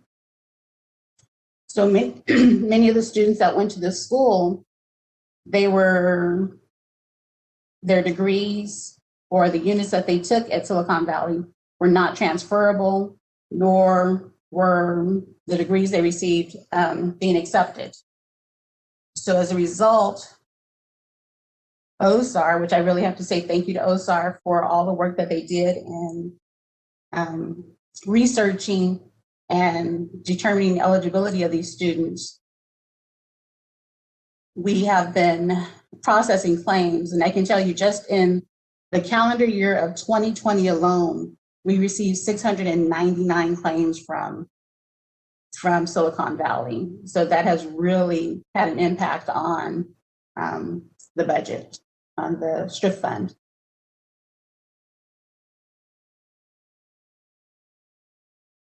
And that is all I have for now. If anybody has any questions, please let me know. Thank you, Yvette. I'll open it up to the panel for any questions from Yvette's presentation. I have a question, and I think we used to get this, and maybe I'm mistaken, but I'm getting a lot of feedback. My question is, if you can, maybe for the next time, provide us a little information on the time between when a complaint comes in and when it is assigned, when it stops being in queue and gets assigned, and then from when you're waiting for a student, or when you get the student response that you need from then until the claim is determined. I would be interested in what that time frame is, how quickly, in general, people are able to get their claims handled. Thanks. Thank you, Margaret.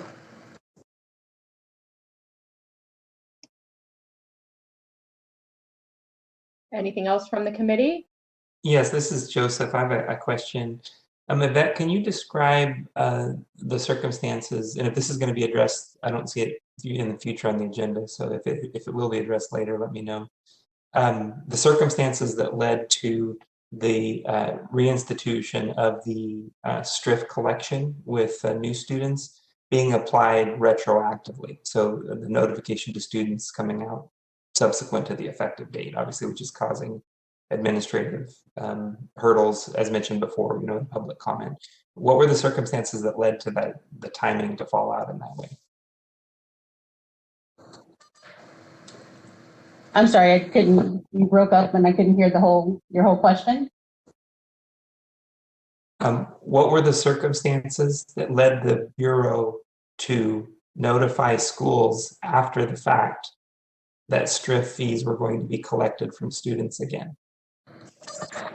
This will be addressed in the next section of on the agenda. But one of the issues that we had is that it was a file and print regulation that went into effect. And we received the information from the Office of Administrative Law late in the afternoon on the 8th. And we wanted to ensure that everything was updated, and we wanted to get the regulatory package out and up on the website as well. So there was a delay in getting that posted.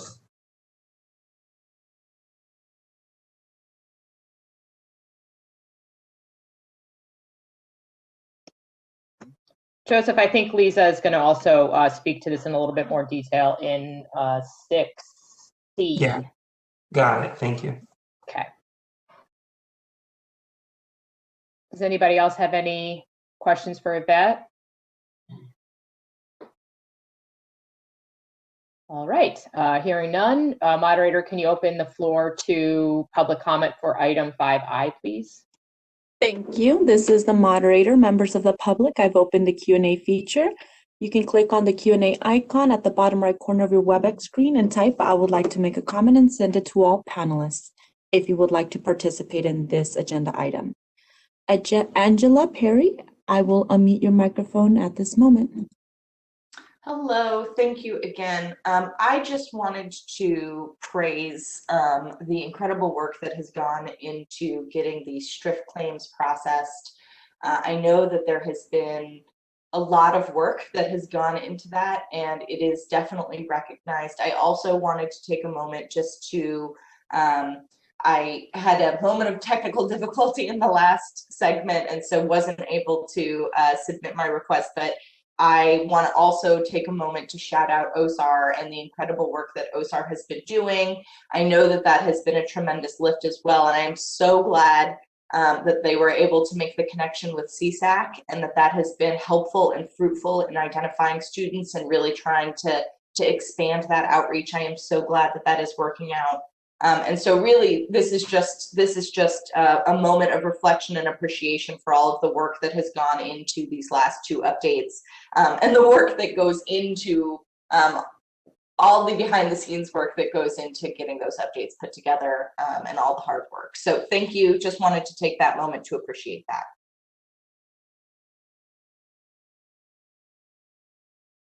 Thank you. No further requests have been submitted. Would you like me to close the Q&A feature? Yes, go ahead. Thank you. Thank you.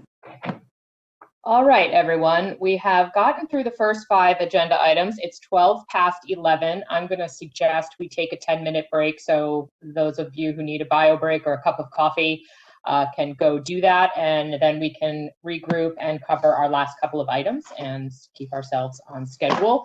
So with that, it's 11:12. Let's plan to be back at 11:20. So you have an 8-minute break. See you all in 8 minutes.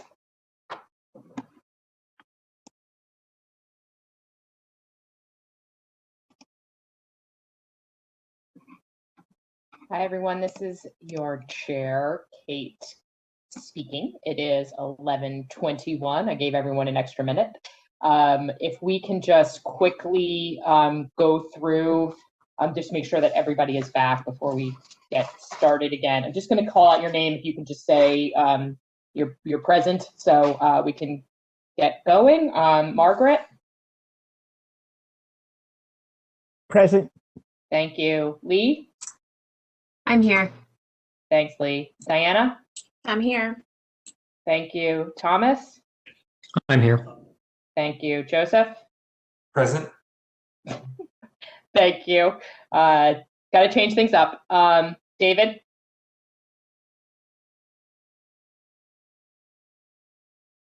David Weiss?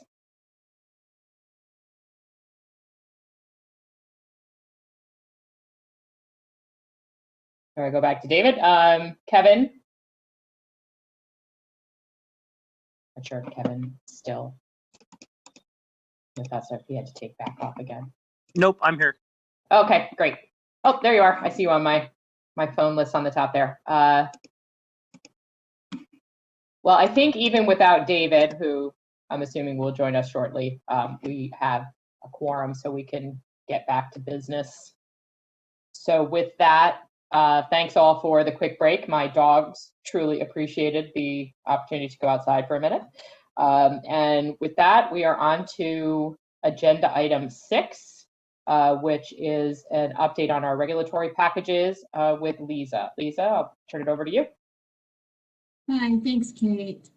I'm actually going to introduce everybody to Mr. David Dumble. He's our manager in our regulations unit, and he'll be giving an update on all of the pending regulations and so forth.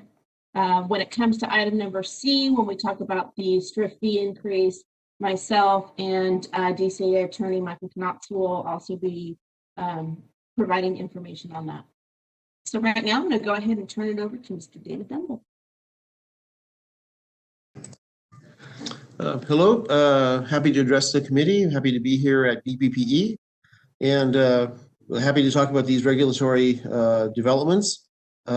First one, English as a Second Language program. As you may remember, this was submitted to the Office of Administrative Law back in October. And the status is we are still waiting to hear back from the Office of Administrative Law. So I don't think this time period is unusual, but until we hear back from them, all we can do is wait. Second one is the application for verification of exempt status. We are very close to having this ready to submit to DCA. We're having some difficulty in making changes to the form. It's very sensitive to make to any sort of change, and so the formatting gets screwed up if we make too many changes. So we're still working on that, but it's very close to being completed, and we plan on submitting that to DCA very shortly. Yep. Excuse me, just a minute, if I might interrupt. This is Margaret. Could you just describe exactly what the different abbreviated names at the top mean, and where in that would be the point when you would usually bring it to the advisory committee? Just a brief refresher on what is involved in pre-approval, legal, department, agency, etc.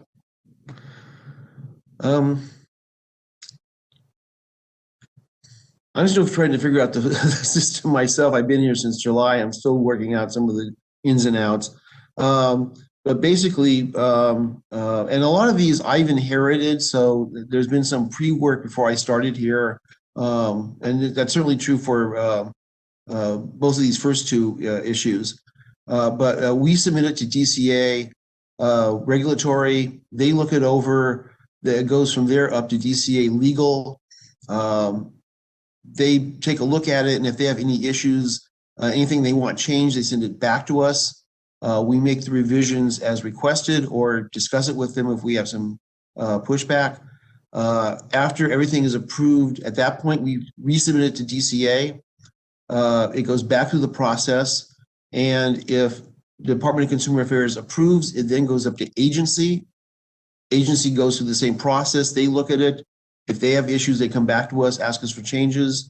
We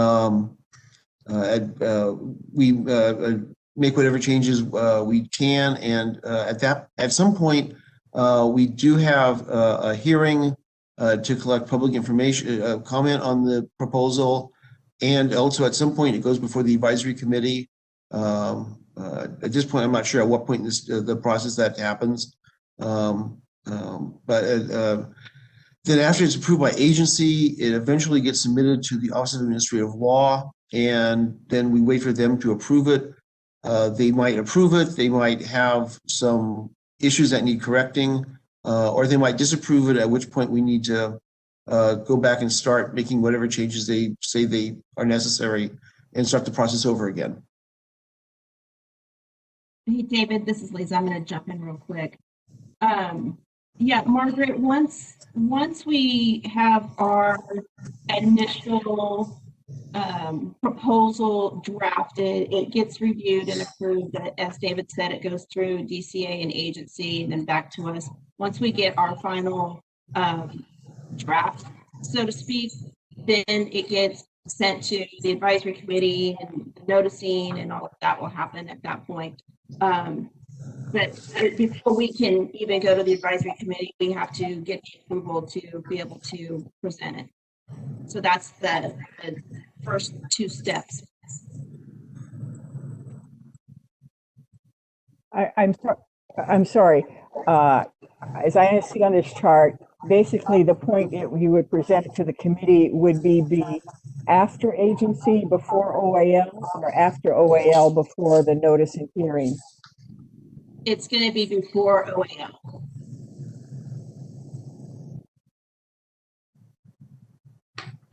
Great, thanks. Yep. Okay.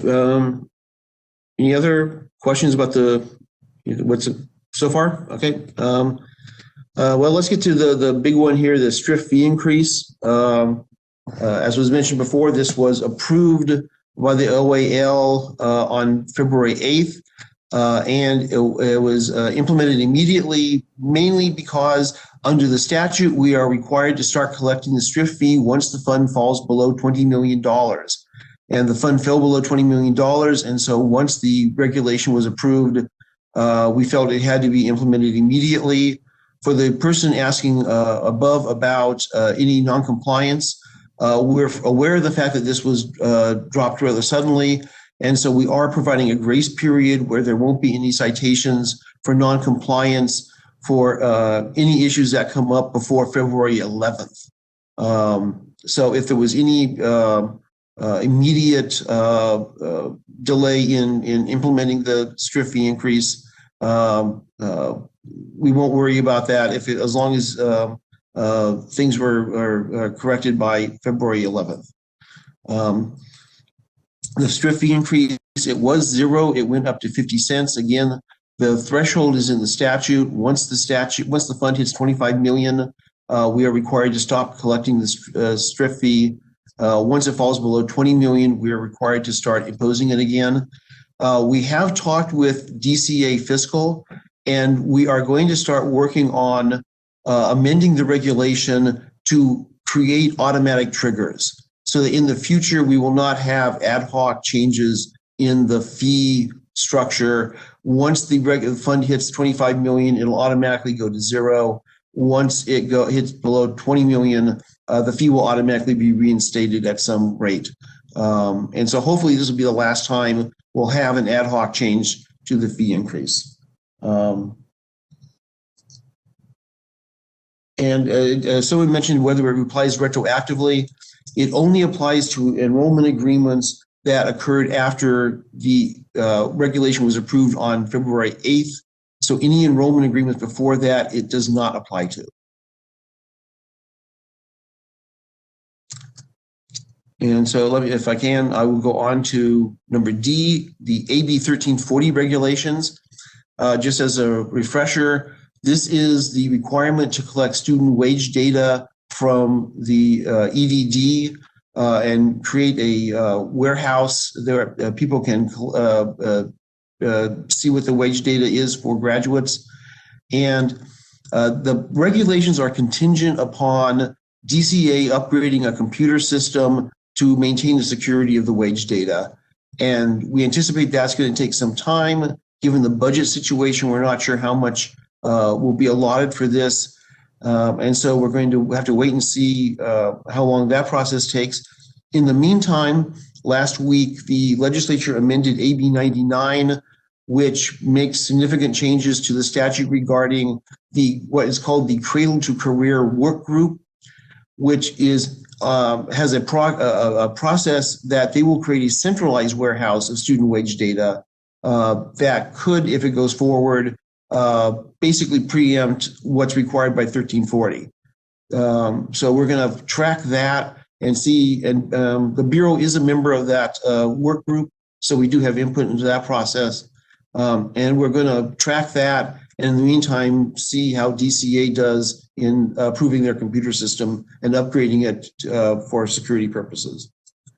AB 1344, this was a statute that required some changes to the out-of-state form for out-of-state institutions. And in trying to implement the regulations, we became aware of some ambiguities in the statute that we really weren't sure how to deal with. And after discussing it with DCA, we decided to ask OAL for some guidance to clarify some of these issues. And DCA sent a memo to the Office of Administrative Law about a month ago on January 20th, and we are waiting to hear back from the Office of Administrative Law. And until then, we're going to wait and get some clarification to better know how to go forward on this regulation. The last regulation is the AB 1346. This is a regulation regarding STRIF eligibility. And this was submitted to DCA. It went up to their legal. It came back with a couple of minor suggestions. We tweaked it and have resubmitted to DCA. It is going through their legal review again. And if they come up with nothing new, it will then go on to agency and on through the process. And we hope that will proceed on to agency very soon.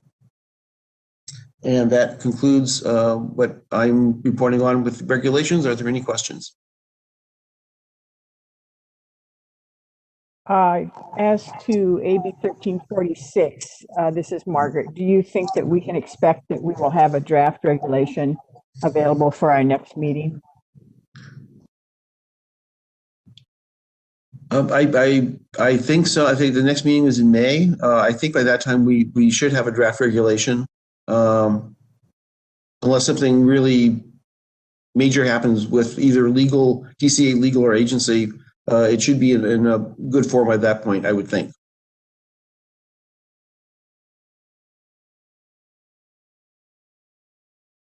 Thanks.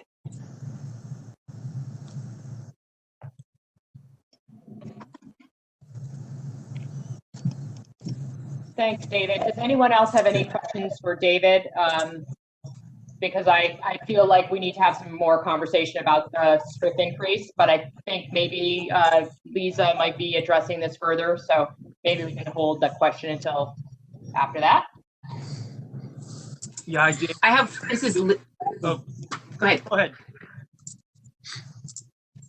No, I just had one quick question about the, this is Lee, about AB 1344 and the kind of the inconsistency in the law. Is that something, I know like with the STRIP application process, for instance, we were able to see some kind of prior analysis prior to the drafting of the regulation. Is there any information that we could see relating to that kind of discrepancy that we could kind of start thinking about? Yeah. What we're seeking clarification on are some really technical issues. To give you an example, the statute says we have to adopt an emergency regulation, then adopt a permanent regulation. And the timetable is such that we don't see any reason for going through the regulatory process twice. And we just go ahead and adopt the regular regulation without the emergency regulation. And the fact is OAL can be rather persnickety. And if the statute says we're supposed to do an emergency regulation first, would they really hold us to that? Or could we just go ahead and do the regular regulatory process? And we thought that in order to save going through the regulatory process twice, we would ask OAL if that was permissible. And there was no way to research this without asking them. Got it. That makes a lot of sense. Thank you. I have a question now based on that question, and that is, and I maybe have missed this because you're cutting out a little bit, but the point of having an emergency regulation is because you can get that into place much faster, which this is something we would want to get into place really fast. Yeah. So I don't quite understand why we wouldn't be trying to do it as quickly as possible through the emergency process. Maybe you can explain that. Yeah. The statute implementing 1344 does not go into effect until July 1st, 2022. So if we put the regulation into effect before then, we could not legally collect that information until July 1st, 2022. When the statute was going through the legislative process, the implementation dates were pushed back by a year, which is why we have more time to implement things. I see. I thought there were certain things that, while there were certain things that didn't go into effect until then, that there were other things that needed to be set up so that it would be able to go into effect by then. But I haven't looked at it lately. So anyway, Yeah. Thank you very much. Okay.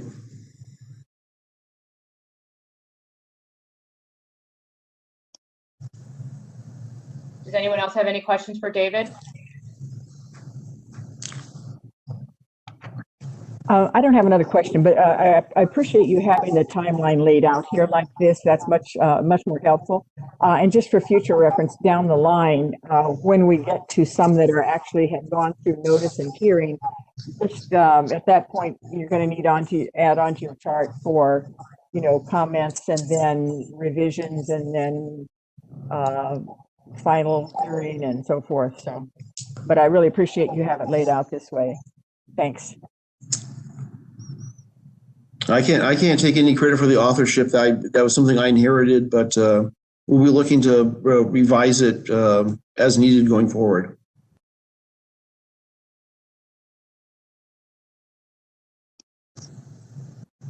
Great, thanks, David. So with that, I would like to discuss the STRIP fee increase. So Lisa, is that something you want to discuss first, and then we can ask questions, or how would you rather we just ask questions?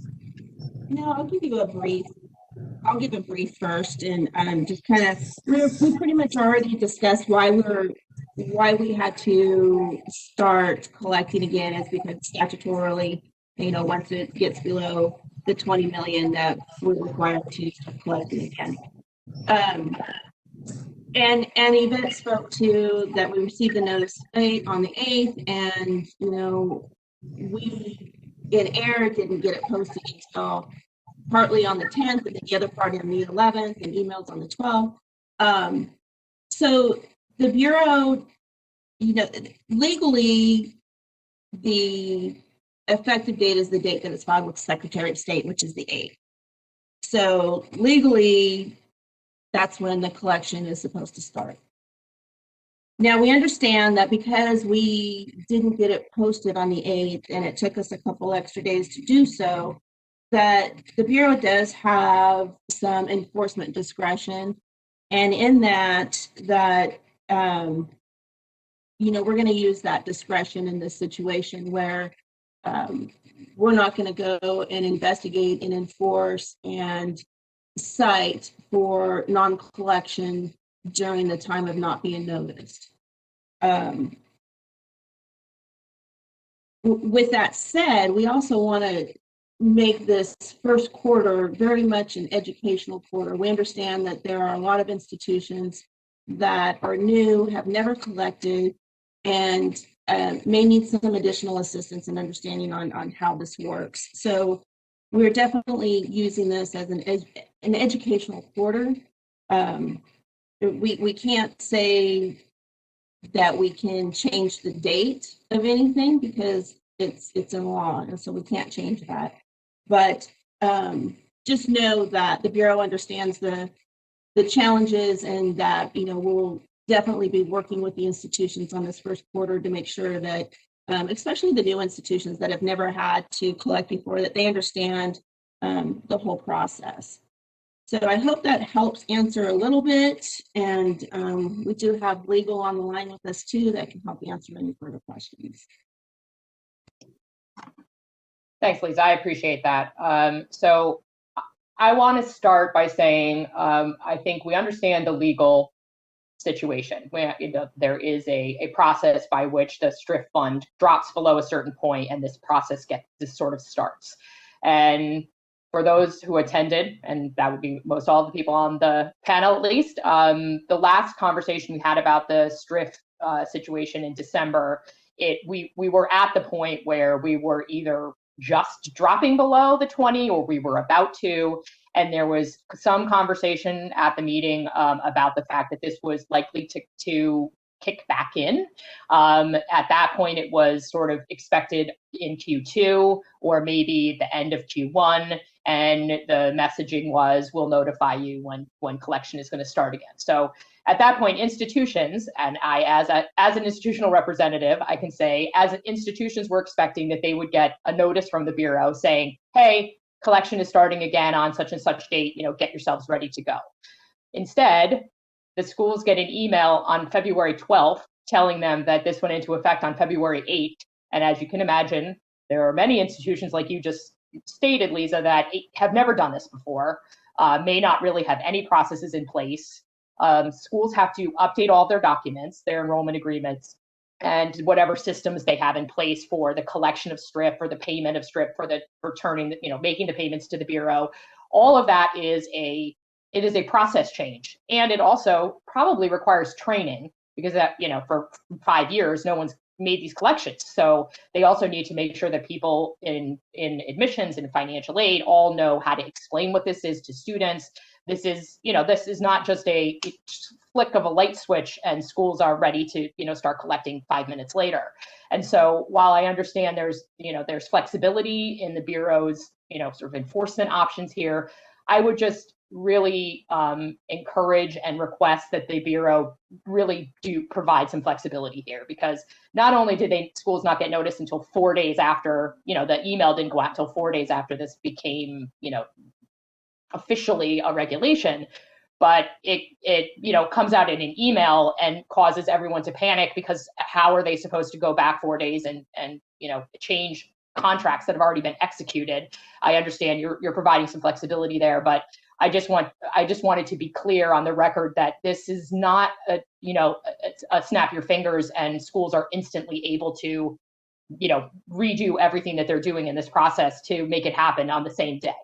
And so as you're, using this opportunity for education and for, providing some flexibility, I would just request that you take into consideration the process change here and all the other pieces that have to fall into place, and really do provide institutions the opportunity to make the changes that they need to make this work appropriately, and so that they're not, panicked about compliance with something that, even if they knew on the 12th, it may still take a few days or a week for them to get all of their documents updated and changed to make this work. So with that, I will stop, and I'll open it up to Lisa if you have any other thoughts, or if anyone on the panel wants to has anything else to say or discuss about this point before we open it up. Thanks, Kate. I appreciate your comments. This is Margaret. And I noted in the prior presentation that you are going to now seek changes so that in the future, you don't have to have a new regulation to either begin or stop collecting, that it wouldn't be triggered automatically by the amount, which I've always thought made a whole lot of sense and couldn't understand why we couldn't have set it up that way long ago. But I'm glad that you're going to plan to do that. And I think the other benefit of that, besides just not having to go through so much rigmarole, is that you will then be much more able to get notice out to schools in advance saying, here's what the trigger is. We're close to it. We don't know exactly when, but by a certain time, we are likely to go ahead and make this change, or at least give them some more notice if you have that capability to just do it automatically. So I think that'll help with some of these issues that have arisen now, and just make a whole lot more sense, a lot more simplicity. Thanks.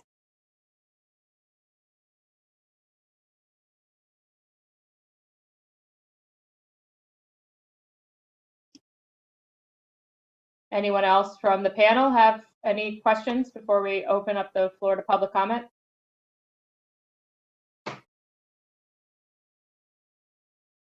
All right, then I'll take that as a no. Moderator, can you open the floor to public comment on item 6, please?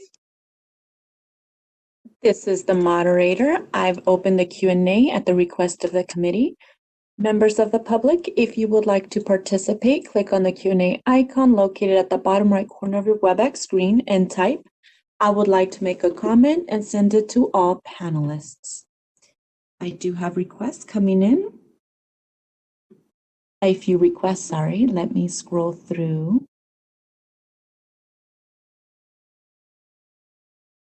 Okay, Robert Johnson, I'll unmute your microphone at this moment.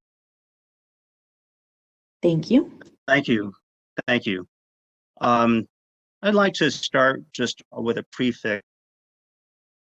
The $25 million cap has never been actuarially justified.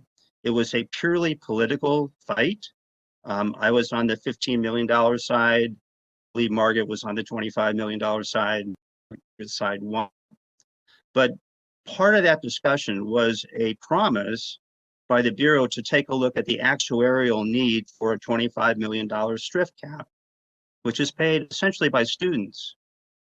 To my knowledge, that has never occurred. But also to my knowledge, the cap in terms of actual payments to students has never dropped even to $15 million. So I guess the first comment was, why did the Bureau panic on receiving a essentially release from OAL to go forward with increasing the 50 cents per thousand. It seems that you had $19 million left in your fund. It's not going to go dry in days or a quarter. Clearly, there's no evidence of that presented at all. The fact that you felt you had to do it on the 12th somehow implies that there was a great need for more money.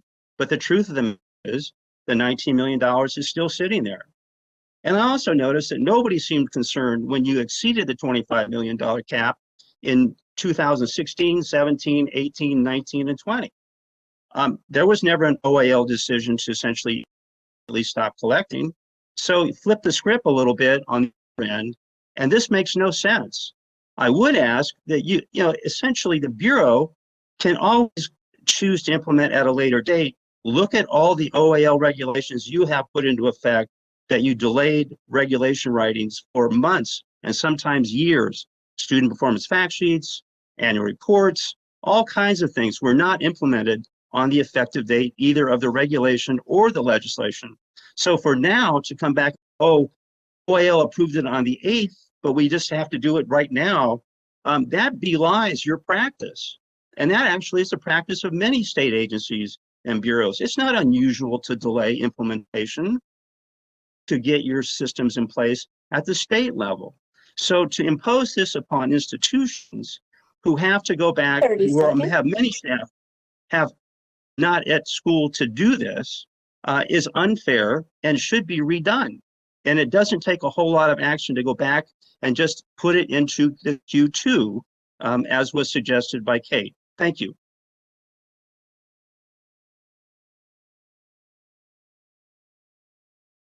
Thank you. Moving on to the next individual, Catherine Tellez. I will unmute your microphone at this moment. You have been unmuted. Hi, thank you. I'm speaking on behalf of Alliant International University. Thank you for providing this platform to voice our questions and concerns. So my question is, I understand that this is only applicable to enrollment agreements signed after February 8th. However, if we have students who have already signed enrollment agreements for upcoming terms, do we then have to rescind those and have our students re-sign them? And if so, what do we need to do if our students do decline to rescind and refuse to re-sign the new enrollment agreement? Thank you. Next individual identified as Kimberly Brockman. I'll unmute your microphone now. You have been unmuted. Hi there. First off, I want to say thank you to the panel. My earlier question about concerns about enforcement, thank you for addressing that. While it's still unclear what's going to happen with our site visit that's happening in the next couple of weeks, because I don't know that we can retroactively collect on all of the enrollment agreements that have been signed since February 8th, but we are doing our best. But thank you for addressing that. Also, I have a question and also a request. It's twofold here. I mean, right now we're diligently working to, reinstate that strip fee, and as the chair had mentioned, the logistics of getting that done is quite a process, and we're going to drop our other duties to really push this forward as quickly as possible.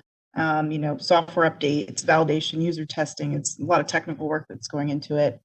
And I believe in the past it's been said that schools cannot pay strip fee on behalf of students. I wonder if there can be any discretion used there, since this has been implemented on an emergency basis, if schools have an option to pay for those students who, where we're not able to start collecting. Because we're hoping to implement this really by like March 1st is when we're thinking that this can actually go forward within our system. So if we can pay those fees retroactively, would we be in compliance? Secondly, also, the education code and some info I'm getting from the staff seems to be a bit conflicting as far as refunds for students who are within their 100% cancellation period. Education code 94924C states that except when an institution provides a full refund under 94919, the student tuition refund assessment is non-refundable. And then you go to 94919D, and that states institution shall refund 100% of the amount paid for institutional charges, less a reasonable deposit or application fee. So since STRIF, I don't know that that falls within a reasonable deposit or application fee. Looks to me like the code is saying that it is refundable if a student, say, went to orientation, paid their STRIF fee, but they never started their program. Should we refund that fee? And if we could make that clear and make sure the staff, everyone's clear on the same page of how to handle these things, that would be great. That's all I have. Thank you. The next individual identified as Angela Perry. I'm going to unmute your microphone now. You have been unmuted. Hello, thank you. Angela Perry with TICAS. Appreciate both of these updates. My comments are mostly to the earlier part of the regulatory update relating to the regulations that are being drafted at present. I had two thoughts especially that stuck out to me. First, I want to say how much I appreciate that we are making progress on many of these. I know that that has been a lift, and I really appreciate getting the update as well as the progress that's being made. In terms of the two pieces, on 1344, the distance education bill, I know that I appreciated Ms. Ryder's comment about the fact that there are sort of in the bill, and I did go back and refresh my memory, there are a couple different dates. The emergency regs I know were intended to create that registration form in advance of the bill going into effect, or for the code section to go into effect. The idea was to start to collect that data on those institutions to get that regulatory process up and running in advance. So I think that that was intended to be sort of a two-stage process, but certainly be happy to be helpful in any way I can. I worked a little bit on that bill on the front end, actually worked a lot on the bill on the front end, and also have a good relationship with the author's office. So I'm very happy to be helpful in any way I can there.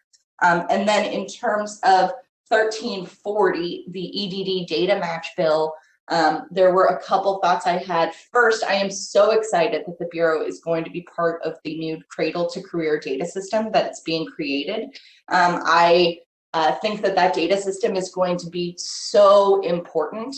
That being said, I don't think that it will be a way to remove the Bureau's data collection responsibility. Actually, what I think will likely happen is that the Bureau will have the opportunity to look for new data to collect and to collect even more data once the IT system is up and running, so that the Bureau can have and contribute comparable data to the other higher educational segments, so that for the first time, really, these for-profit students, these students at private post-secondary schools will have the opportunity to be part of that system. So anyway, all of that to say that I know that that has not been moving yet, but the schools likely will not start collecting the data that's required for 1340 until regs are written. And so the purpose of that bill was definitely to be longitudinal, to have several years of data collected before, at the school level, before the Bureau is ready to start collecting and distributing it. So if I... This is the moderator. The 3 minutes were up and the participant was muted. Moving on to the next individual identified as Myra Pomerantz. Myra, I have unmuted your microphone now. Hi, I'm Myra Pomerantz. I'm the President Emeritus of the New Center for Psychoanalysis, and I'm wondering, I may have missed this information, but when will the public get an opportunity to comment on the proposed changes to the verification of exempt status? This is of great concern to a number of different organizations in California. Thank you.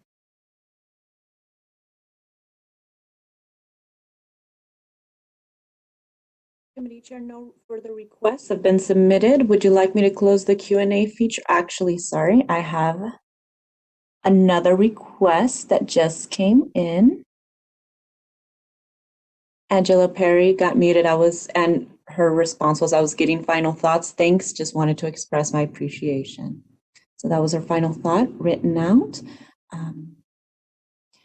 I have an individual whose mic is not working, but typed in a comment. Would you like me to read that out loud? That would be great. Thank you. Okay. So the comment reads, I apologize, my mic is not working. I have a question about how to handle multiple enrollment agreements for a single program. This occurs once in a while if a student stops out for a military deployment, etc. Thank you. And this is from Danielle Gibson.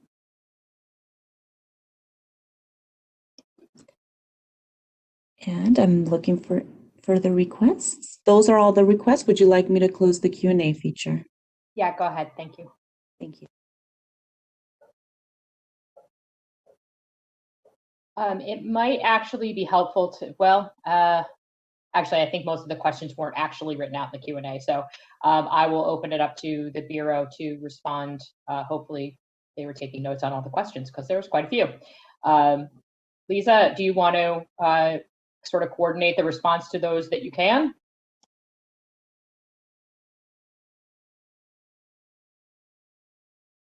Sure, I'll start with a couple. I just wanted to make it clear that when we stopped collecting, when we capped out at 25 million, we went through the same exact process with OAL. So when we started collecting, as I spoke to in the previous meeting in December, we went through the exact same process. And the reason why we did it wasn't discretionary. The law states that we shall collect once we reach below 20 million. So we didn't have a discretion on when we start collecting again, other than we needed the regulation in order to do so. So I just wanted to make that a little clear in case it wasn't understood. And I'm going to turn it over to our attorney.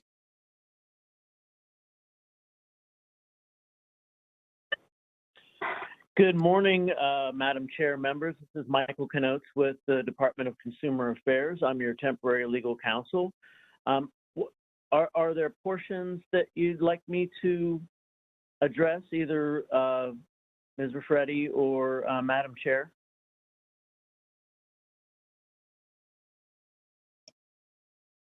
Lisa, I'll let you figure out which questions you think are best to be answered by him as opposed to the Bureau. Yeah, I don't even have the questions here, so it's kind of hard to respond to all of them.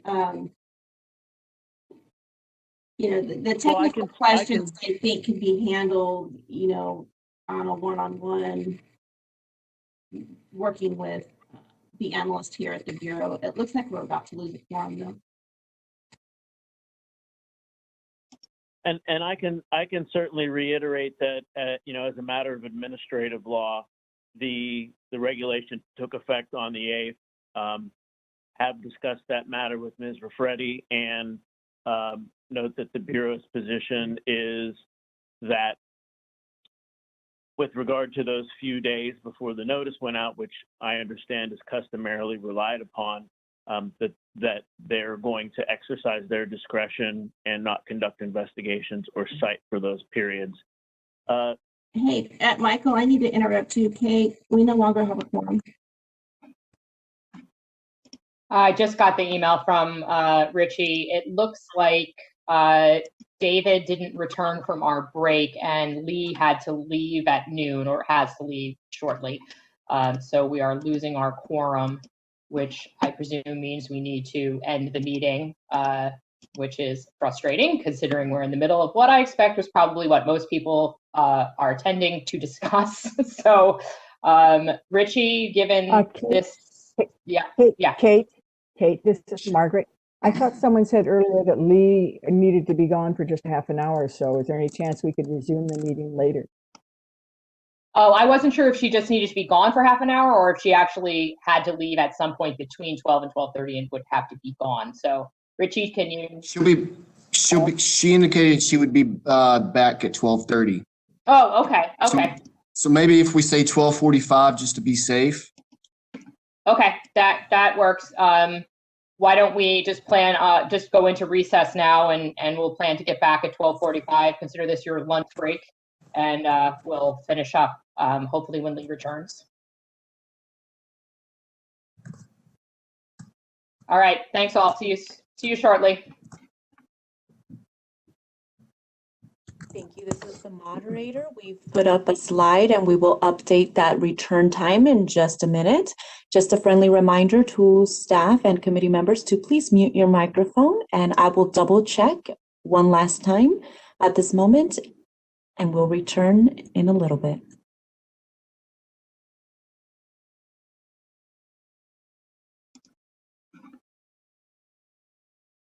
Hello, everyone. It's Kate, your chair. It's 12:45.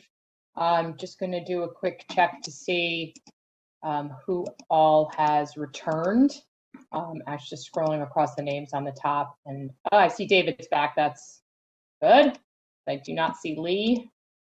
I'm just going to run through my list, and if you can just let me know if you're here so we can get started again, that would be great. I do not see Margaret's name on here. Margaret, are you? Oh, there you are. I am. Are you I'm with here. us? Okay, great. Thanks, Margaret. Lee? Richard, Richie, did you hear back from Lee? She indicated she would be back at 12:45. However, she's not in the meeting. I will check to see if she is going to return. Okay, but we have a quorum now. I was going to say, I think now that David's back, we should be good, but just wanted to check. Okay. So Diana?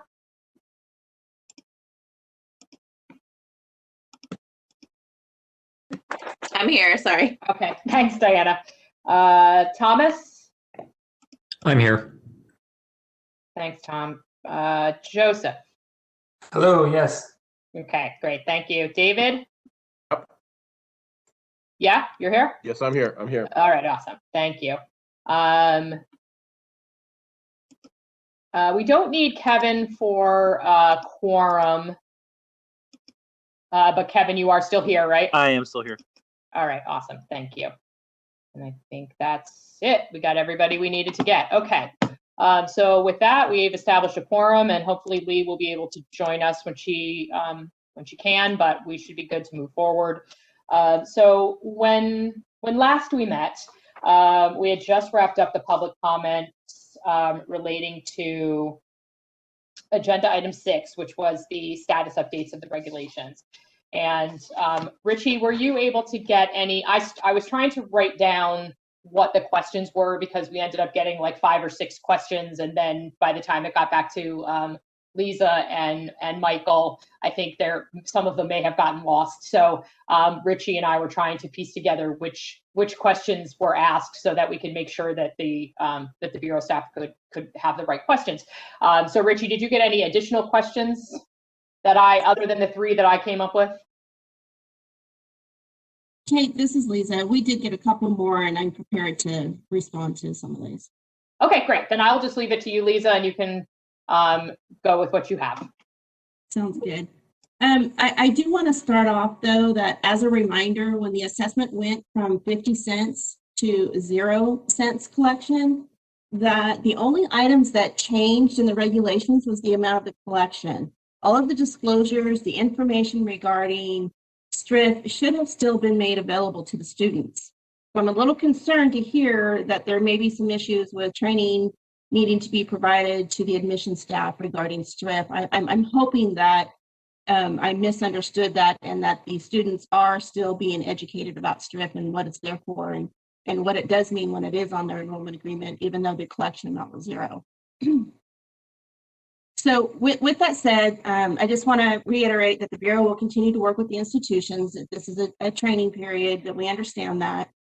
Collection only applies, the collection on the enrollment agreements only applies to the enrollment agreements that were signed basically from the 9th forward, or the 8th moving forward.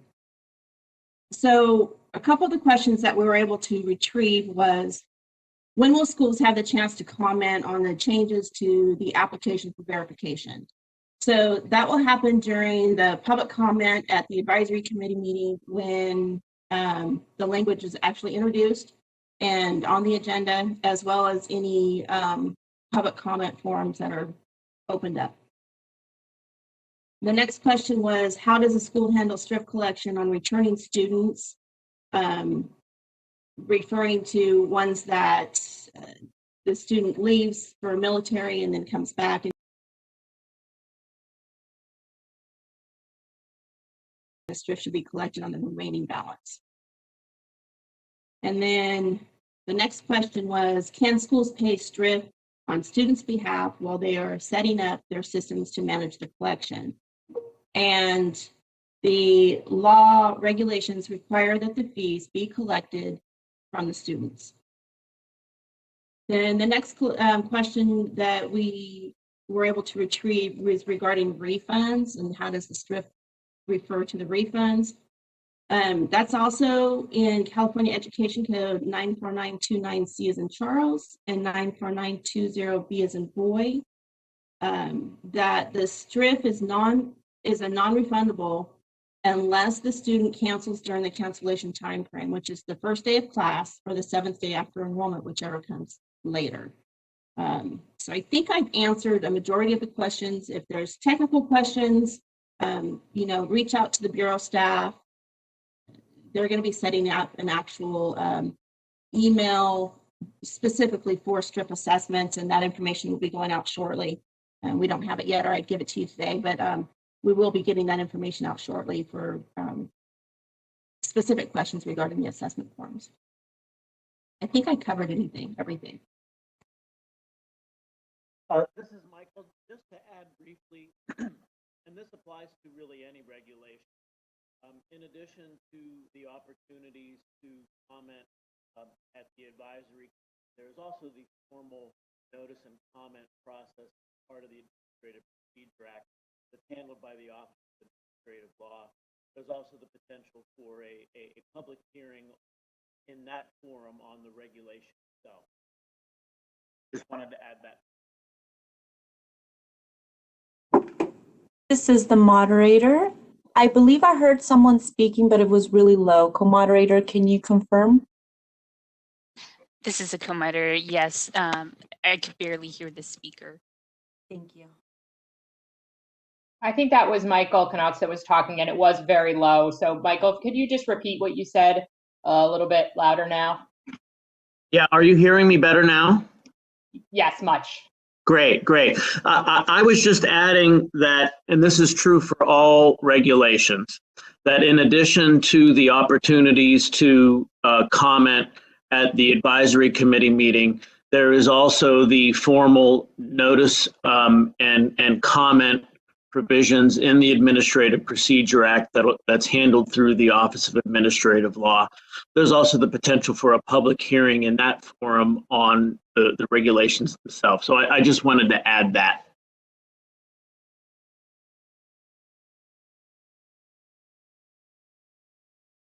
Hey, Kate, I also want to add, we just received the information on the email address for strip assessment questions. So I'll go ahead and say it. It is bppE.stressessee@dca.ca.gov.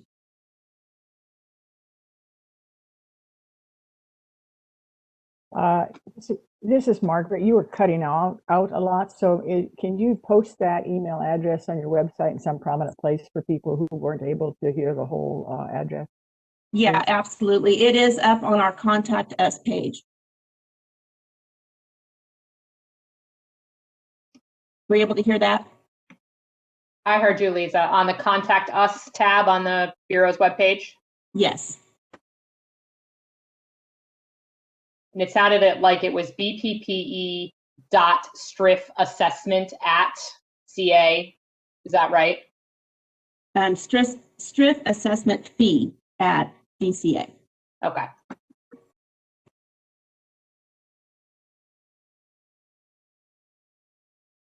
All right. So thank you for the responses.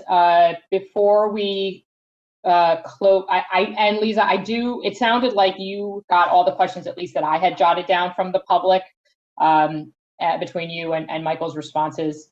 So I think with that, unless anyone else on the panel has any questions about this item, we can move on to item 7. So anyone else from the committee, any other questions on item 6? This is Kevin quickly. I'm not sure when we ended the meeting, or rather when we went to recess, if the public question session was actually completed before we moved into the recess and we lost the quorum. We maybe want to just open it up one more time. Or I could be just misremembering. Kevin, I think we had just finished and we're just starting to answer questions when we had to break. Thank you. All right then. So moving on to item 7, Robert Bales, a presentation on the IT system. All right, hello again.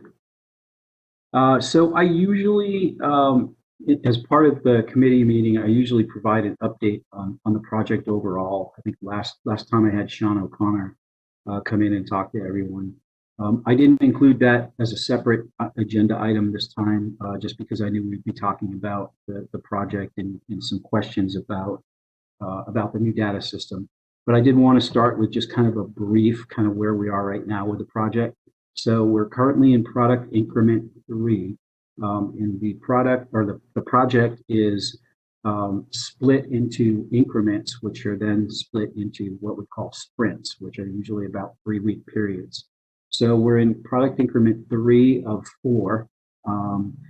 And currently we have our application for approval to operate for an institution non-accredited, 100% online right now. So applicants can go in and submit the application totally online, including payment of the fees. We also have the ability to receive complaints online, and we have a back office functionality to basically handle the tracking of that complaint. Our Agile team is currently working on the discipline functionality. We had some meetings with the discipline folks, the discipline subject matter experts, the SMEs, about a month ago, and those meetings have resulted in the team now working on the discipline functionality. We are also working, a different Agile team is working with the compliance inspection unit on identifying their needs and their functionality and what that all looks like, with the intent of starting that the next sprint. And then still another team is having discussions on the migration of the data from SAIL, which is our current system, into the Connect system. So kind of a lot of things going on. The project is obviously not near completion. Still have some things to get to, but I wanted to provide an update on that. Now the question was about what types of data would we be looking at tracking with this system, and what would we be making public? So I'll kind of answer those to the best that I can, and then if anyone has any questions, I'll entertain whatever it is, that we could talk about whatever you want to talk about as related to the IT system. So one of the things about this system that is probably the most beneficial for us is the IT system is going to not only replace SAIL, which is very, very antiquated, but it's going to replace SAIL and everyone's spreadsheets. So, the committee was privileged to a lot of data, and they are every meeting by all the reports that we all have to put together. A lot of that data comes from individual spreadsheets, not from SAIL. SAIL has kind of limited data for us to actually report on.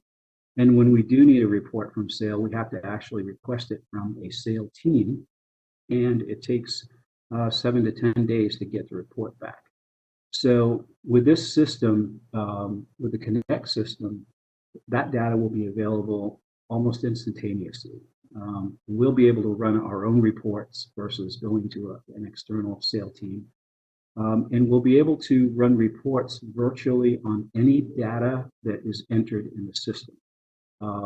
Again, sale is a collection of various databases, and they don't talk to one another. Where this system has what we call modules, like a compliance inspection module, licensing module, discipline module, and they all are part of one big system so that they will talk to each other.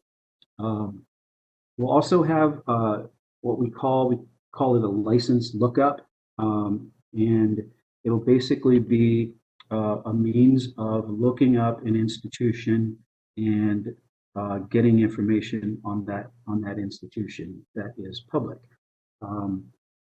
We still will not be able to provide info on non-disciplinary complaints on our website, so I wanted to make that clear. I think that was one of the requests requests to provide an update on. So we won't be doing that. We will be able to report on all data we have always provided to the committee, but for us, it'll be easier to compile the reports. We will have an institution's complete inspection history rather than just the most recent inspection, and the inspections will be grouped together instead of how they appear presently on the website. I know there was a comment, I think it was from Margaret, about how challenging it is to find information on a school because it's kind of scattered. It's not in one location. We will have the school's entire discipline record available upon lookup, again, rather than separate entries. Same information that's currently available, just all together in one area. We'll also be expanding the categories of fraud to be a little bit more specific about the type or the nature of the fraud. And we'll be expanding the non-jurisdictional complaints to identify a little bit more about why they're non-jurisdictional. In addition to that, there's, again, as I said, the data that we're collecting and the data that will be housed in the system is really not much different than the data we have now. It's just, it's going to be in one location, much easier for us to get access to it, much easier for individuals who want to pay their STRIF fees online or send us their assessments online, pay their annual fees online. Schools will have a portal that they'll be able to access. If they want to change their point of contact, they can go in and change their point of contact. Obviously, they can't change everything, but there will be some data that they can provide updates on. So with that, I guess I would like to kind of turn it back to the committee, and knowing what it is that we provide to you already in all our various reports, I would ask, what additional data would you like to see, or what kind of format would you like to see us provide? And then we can talk about whether or not that's something that's planned already, or what we need to do to make that happen.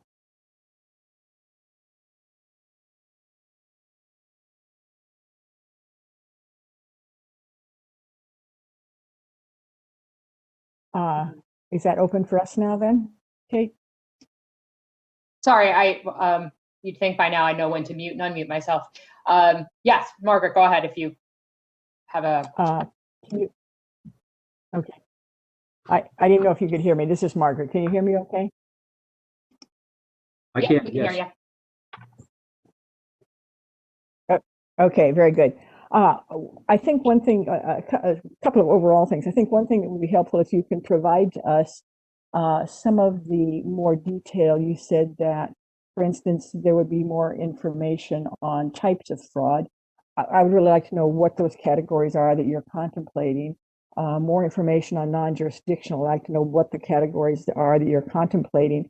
I don't know that we can, I can give you some suggestions now, but I think it would be very helpful if you could provide us that kind of information, and then without it being a discussion, so it's not violation of the Public Open Meetings Act, we could individually respond to you with thoughts and suggestions beyond whatever we're able to do in today's meeting. And I guess my first question is there any problem with you providing us more detail about the additional categories you're contemplating? Is that something that you want to keep confidential, or is that something that you can provide to the committee? And then I have a few more questions and comments. Sure. Well, I don't think it's confidential at this point. At some point, it will likely be included in a report.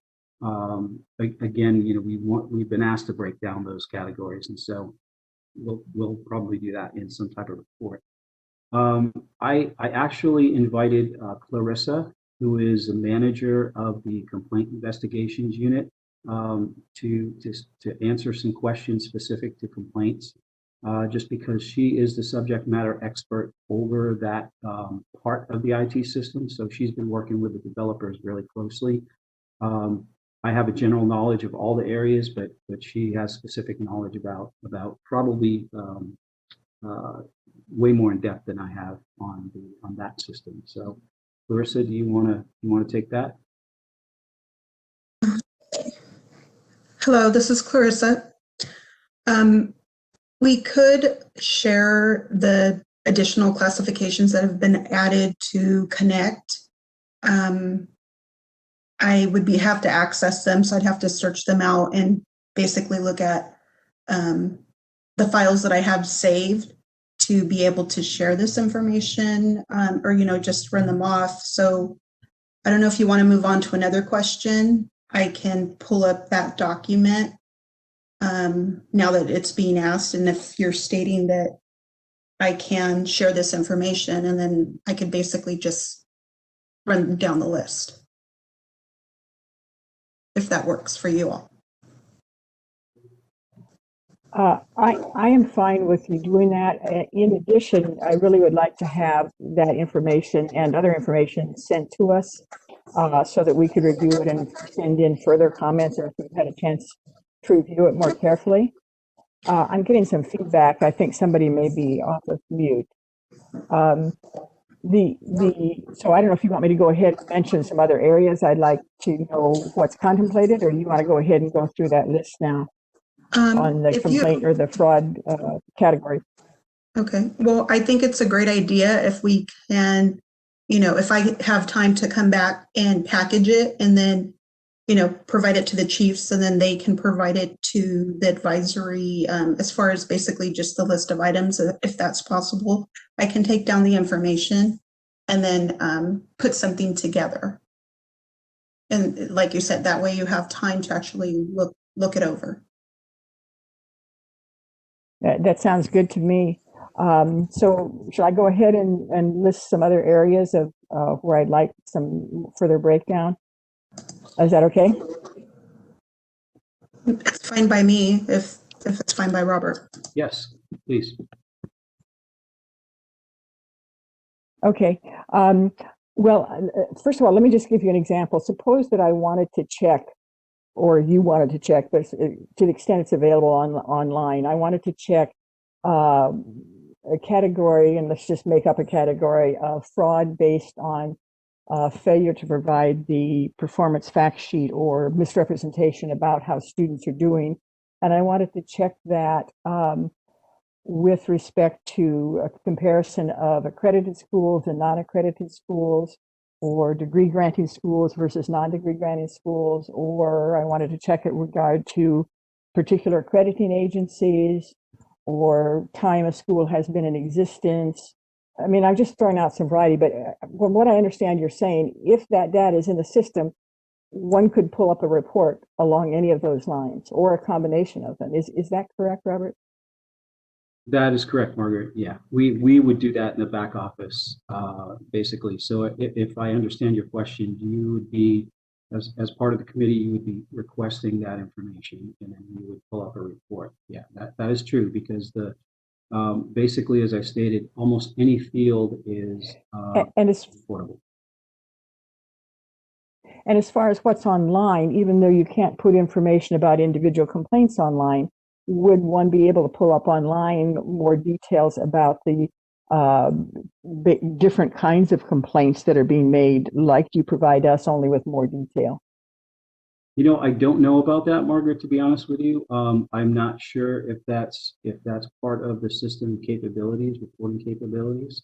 So I will have to take that one back and try to get you the answer by the next. Okay, I think I'm sorry. I think it would be helpful to have as much data as possible online, recognizing that, for various, statutory reasons and so forth, you're not going to be putting on individual complaint information.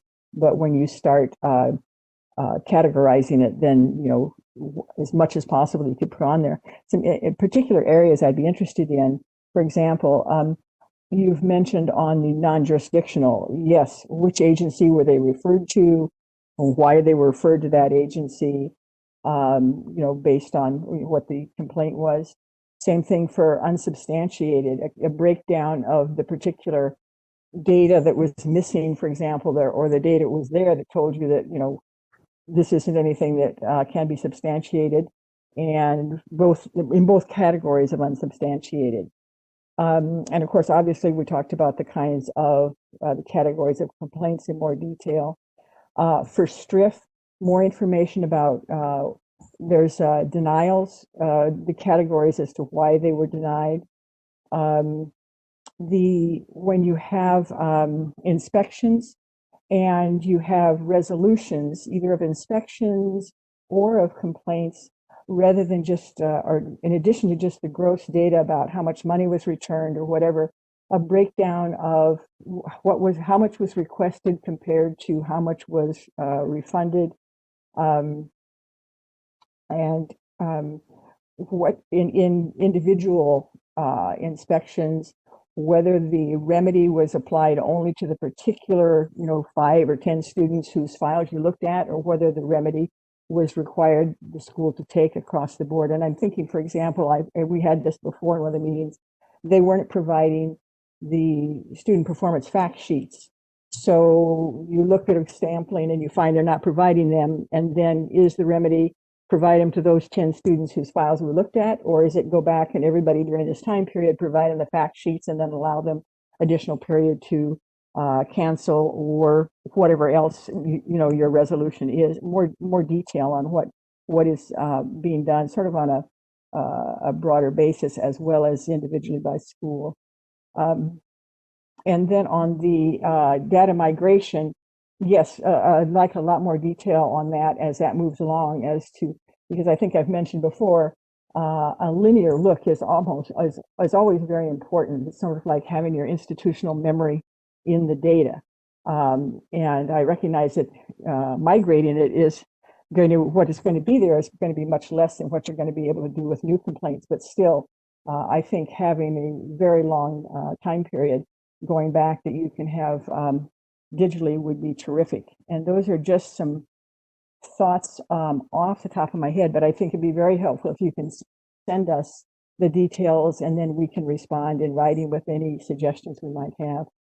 Thanks very much. Sure. This is Joseph. I have a couple recommendations to your question of what types of data would we like to see or have you keep in mind for reporting going forward. For my part, I would like to see more ratio or percentage analysis to give information context. So for example, rather than expressing complaints solely as a gross number, expressing student complaints as a percentage of student population, like for the total, or one of your slides earlier, for example, showed 900 complaints, I think it was, for like 500 schools.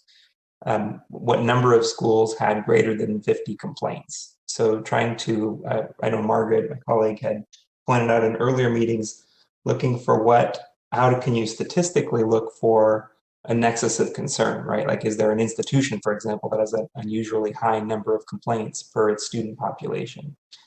Looking at, again, analytical metrics that can be more predictive and focus efforts on enforcement rather than dealing with every instance as a discrete instance, and being able to look for patterns of behavior. Well said, much better than I said it. Hi, this is Clarissa, and I just wanted to speak a little bit to some of the requests that are coming through. Generically, we may be able to compile some of this information, but as everyone knows, any complaints that do not end in some type of disciplinary action or citation are not public. So although you may be able to see generic information regarding a school, you're not going to be able to know what school it was. If that Yeah, totally understand and agree and understand that that's appropriate, but in a like a blind branded sense, like one institution or three institutions had greater than 50 complaints or higher than X complaints per student ratio in the previous period, which would give us as the advisory committee, we could ask questions and hold the Bureau accountable to ask what are you doing with those schools? Or we've asked in past, for example, with OSAR, like how do you look ahead, right, of where you expect there to be problems, right? So don't expect that we would communicate which schools those were necessarily, or that there would be names listed, but evidence of leveraging the new computer system, because you're flying blind, as you pointed out, in terms of the databases not speaking to one another. You're going to overcome that limitation, and we'll have actionable information in terms of patterns of behavior. correct. The plan is once we're able to build reports, that we should be able to build like a trend and allegation report. Most boards and bureaus within the department have these types of reports that exist. And that's what we're hoping to do. This is Margaret again. And one area where I think that would be helpful is, as was discussed earlier, that during COVID-19, there are some kind of schools that it's almost impossible to do completely online, that really require hands-on training. And, cosmetology to me comes to mind, and I'm sure there's many others. And so one might think, let's keep an eye on those schools during this time period because they may be in danger of closing. Are there categories of school that because of something happening in the environment, in the economy, may subject them to greater stress? And so which schools should we be keeping an eye on to make sure that we're working with them or dealing with the situation before it gets out of hand? So some of those kind of categories I think would also be helpful, that you folks would be best situated to say, oh, this is going to cause a problem in this type of course. And being able to sort out, for example, complaints at distance education schools versus ones that are, after the pandemic gets under control, hopefully, that are more in person.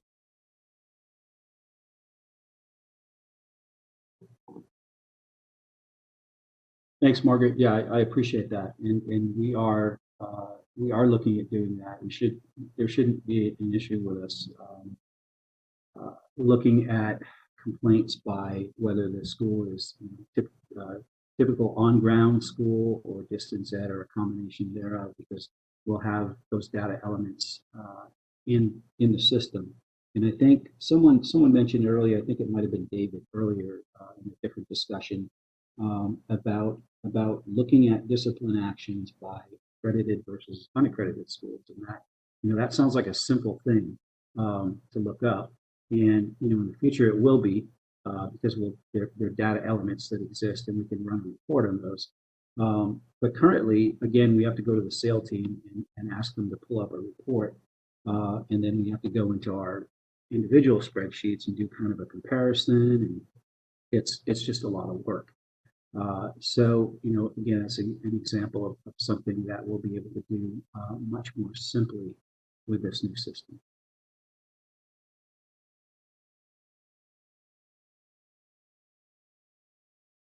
I think this is all very exciting. For years, you folks have been trying to do a great job with a really incredibly antiquated and horrible system. And I am delighted to hear that it's moving along. I think it's really important we do as much as we can at this point to make sure that we think and figure out all of the things that we want to make sure are there so that we can use them in the future. And one other question, and I think you've said this before, there is still some capability to add on functions even after you reach the end of the initial project. Is that correct? That's correct. I mean, obviously it depends on what we're adding on. But if it's a whole, if the Bureau were to get a whole new unit, and we were adding functionality for that, I think it would be a renegotiation of a contract or a new contract. But for the most part, we have a period of operations and maintenance at which we can, ask for changes. We can ask for additional information. We will actually have the ability, the Bureau will actually have the ability to make some additions, like we can go in and change the name of a field or add a new field if we want to, simply by working with the OIS folks, which is way different than what we can do now. So yeah, the system is it's built on a platform that's very easy to configure and make changes to. Will you be able to, this is Margaret again, will you be able to put in any functionality related to the future of, I guess it's, what is it, 1340, where, currently there's not, the statute is not effective, but you can sort of foresee the kind of things that might be coming. Is there any anticipation that you would be able to start putting in some functionality for that, even though it may not be activated currently?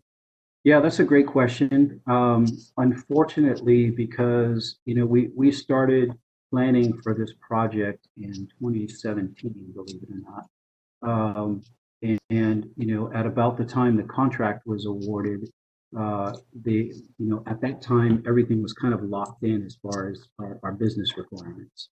So all of our requirements were identified, and basically that's what the project team is working to make sure that we can do what we're supposed to do, that we identified in all of our business process maps that we put together a couple of years ago.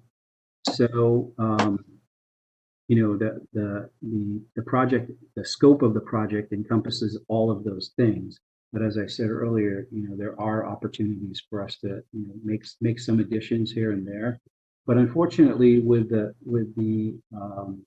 Cradle to Career system, we're looking more. That system is looking more at individual student information, and we don't capture that with this new system. We won't be capturing it because it's not something that we planned for a couple of years ago, and so that will probably be a whole separate system, whole separate database.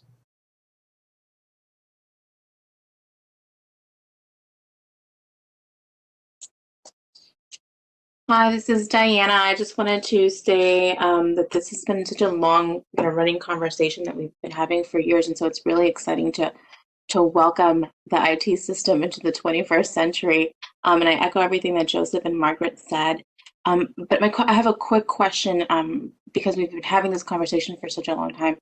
If you can remind me what the external facing form would look like for students. Like, I guess I'm asking, will students be able to directly, will the system take the will there be a complaint form that students can fill out? And is it that easy where they'll fill out the form and then on the back end, you can do all of the analysis and move through the processes that way, or is it still taking complaints from one area and then inputting it into this system?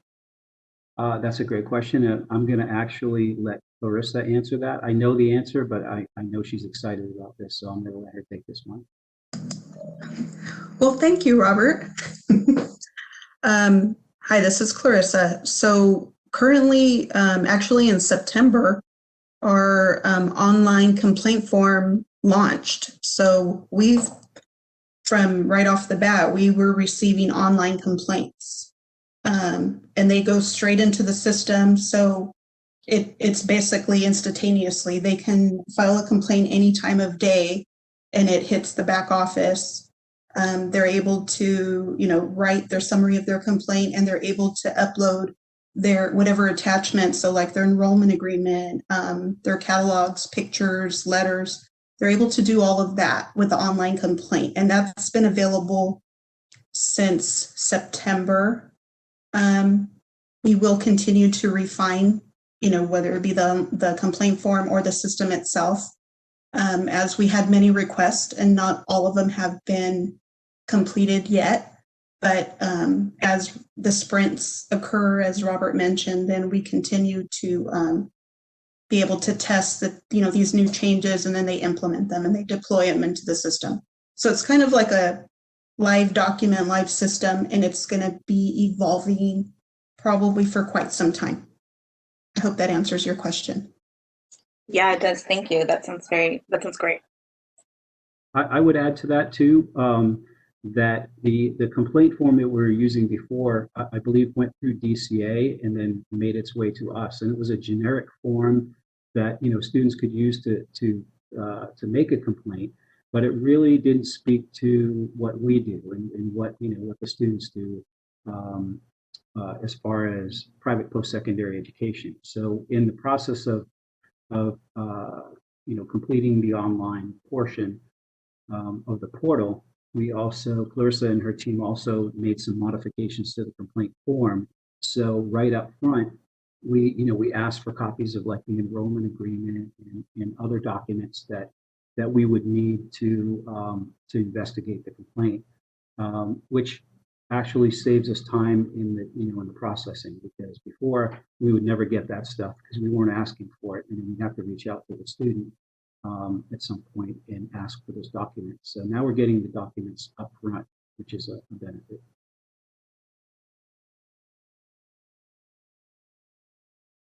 Another area, this is Margaret, is that we want to be sure, I think, that the system captures those persons who are connected with an institution who, I can't remember I don't have the statutory language in front of me, but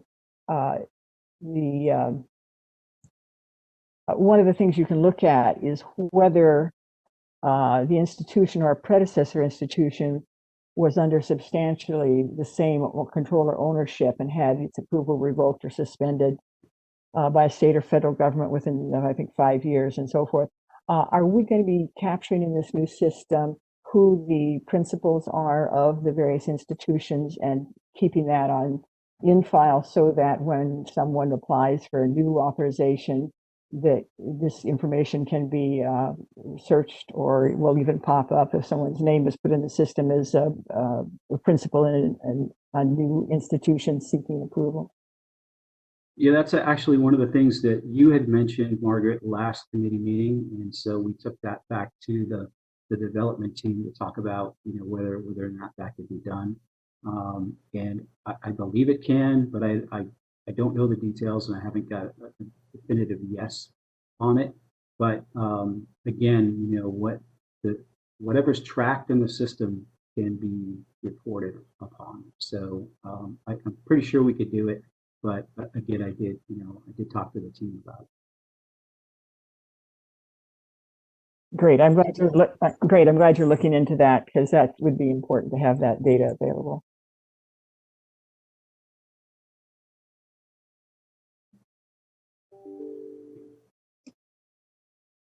Does anyone else on the panel or the committee have any questions for Robert about the IT update?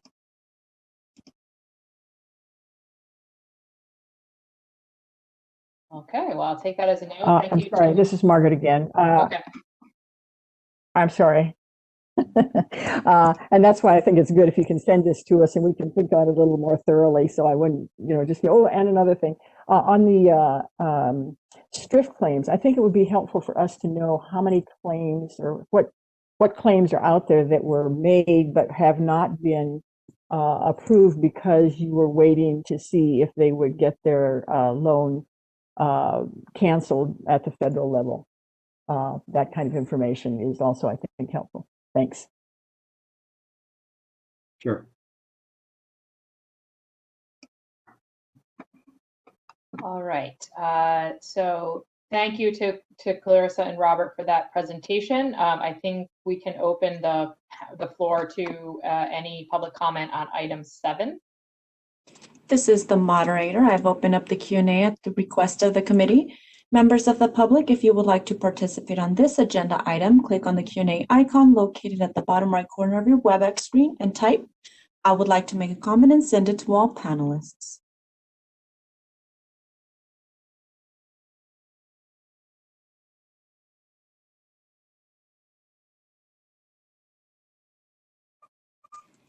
Individual identified as Angela Perry would like to make a comment. Angela, I will unmute your microphone in just a moment. You do have 3 minutes, and I'll give you a 30-second warning.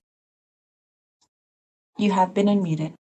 Hello, all. Thank you again. Angela Perry with TICAS. I know that I have a very brief comment period, so I will not go into too much detail, except to say that it is wonderful to see that this IT process is moving forward.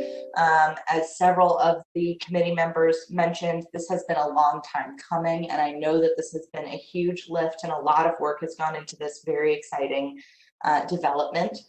I did want to follow up. I know Ms. Ryder asked about the Cradle to Career data system, and I know that this IT effort was definitely undertaken before that Cradle to Career data system got underway. But I heard AB 99, the Irwin bill. There's also the governor's trailer bill language around the Cradle to Career data system. So it definitely looks like that is moving forward. And I know that they are hoping to incorporate the Bureau in the relatively near future. So I am excited to hear that you are looking at ways to incorporate or to how to facilitate that incorporation. And if there are ways that TICAS can be helpful, we have been part of that Cradle to Career data system process, and we are following it closely. Definitely very interested. So if there are ways for us to be helpful on that, we would like to be. With that, I'll follow up with any other comments separately, but really appreciate that update and all of the progress that's being made on the IT system.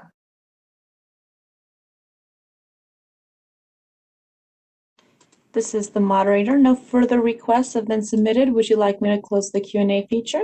Yes, go ahead. Thank you. Thank you. All right. So that wraps up item 7 and on to item 8, which is suggestions for future agenda items.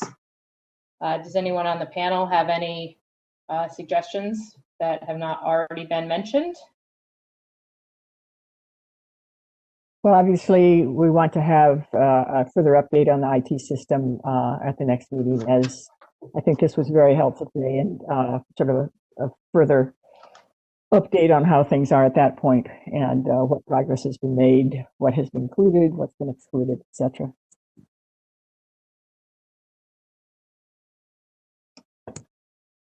Thanks, Margaret. Anybody else? Maybe after the fact and moot, but a sunset update would be appropriate, I think.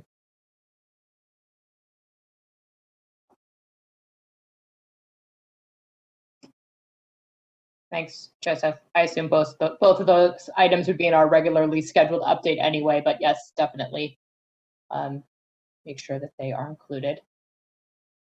Anybody else? This is Margaret. I suppose the other thing too is at that point, an update on any legislation that the Bureau is proposing, supporting, or opposing, and a description of why. If the Bureau can take a position, I know in the past it's not really been allowed to do that, but it would be helpful if we knew at least what things were coming to its attention and any concerns, whether they're opposed or support, but any concerns about things that might need to be reworded, addressed, etc.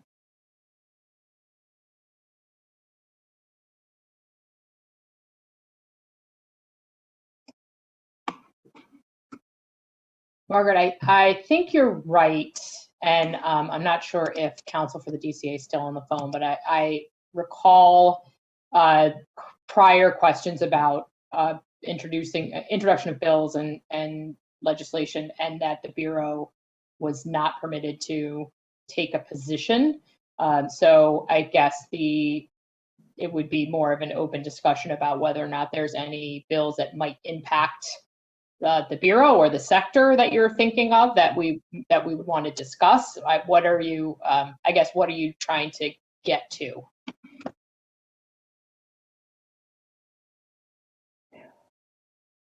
You cut out a little bit, Kate, but basically, I would like to hear if they're even if they haven't taken official position, any issues that they see in the bill, and just, sort of alerting us to any things they're concerned about. I mean, obviously, we all have our other sources on bills, but it would be helpful to know what the Bureau is looking at to the extent it can.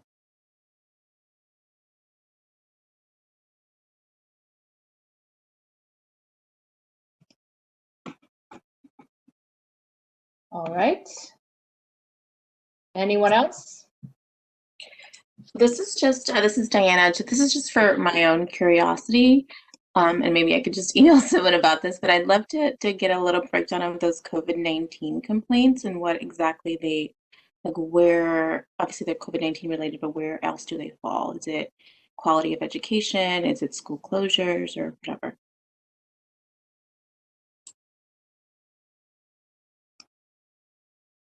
Thanks, Diana. I think that in that sort of further breakdown of the complaints, as we're getting better data and more information, that we can ask the complaint enforcement folks to give us a little more, more granular detail, I guess, on the types of complaints that are being created by COVID. So I think that seems feasible, but we can put that in as a request for the Bureau to see if it's something they can do.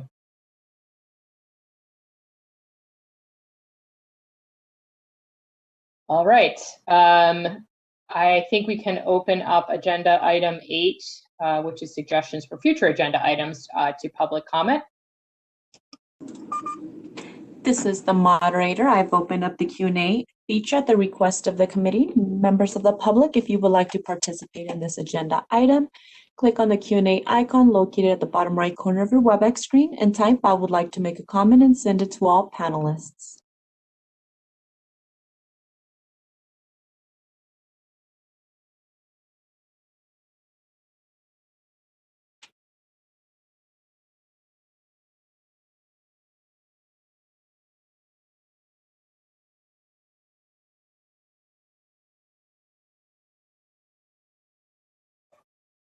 No requests have been submitted. Would you like me to close the Q&A feature? Yes, please. Thank you.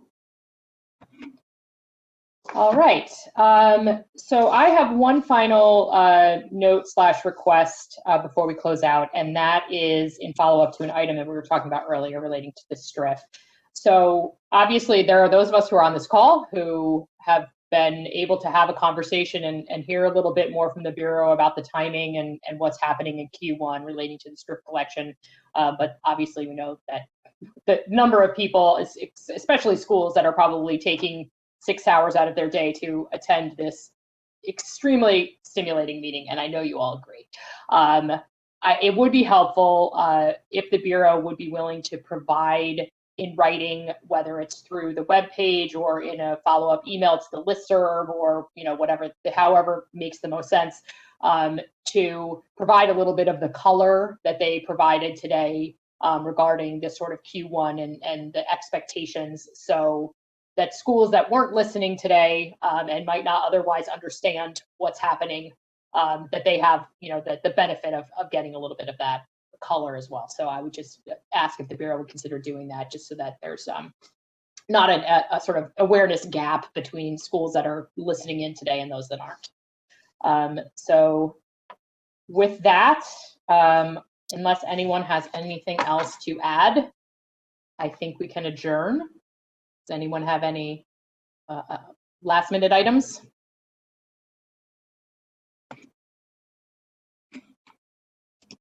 All right. then I think we're good to adjourn. Thanks everybody for participating. And Lee, I saw you come back, and I didn't get a chance to welcome you back. Thank you for coming back. And now I think we're done. So thanks everybody, and we'll see you, or well, probably hear you in May. And take care. Thanks, Kate. You too. Thanks, Kate. Bye, everybody. Thanks, Kate. Thanks, everybody. Bye. Thank you, everyone.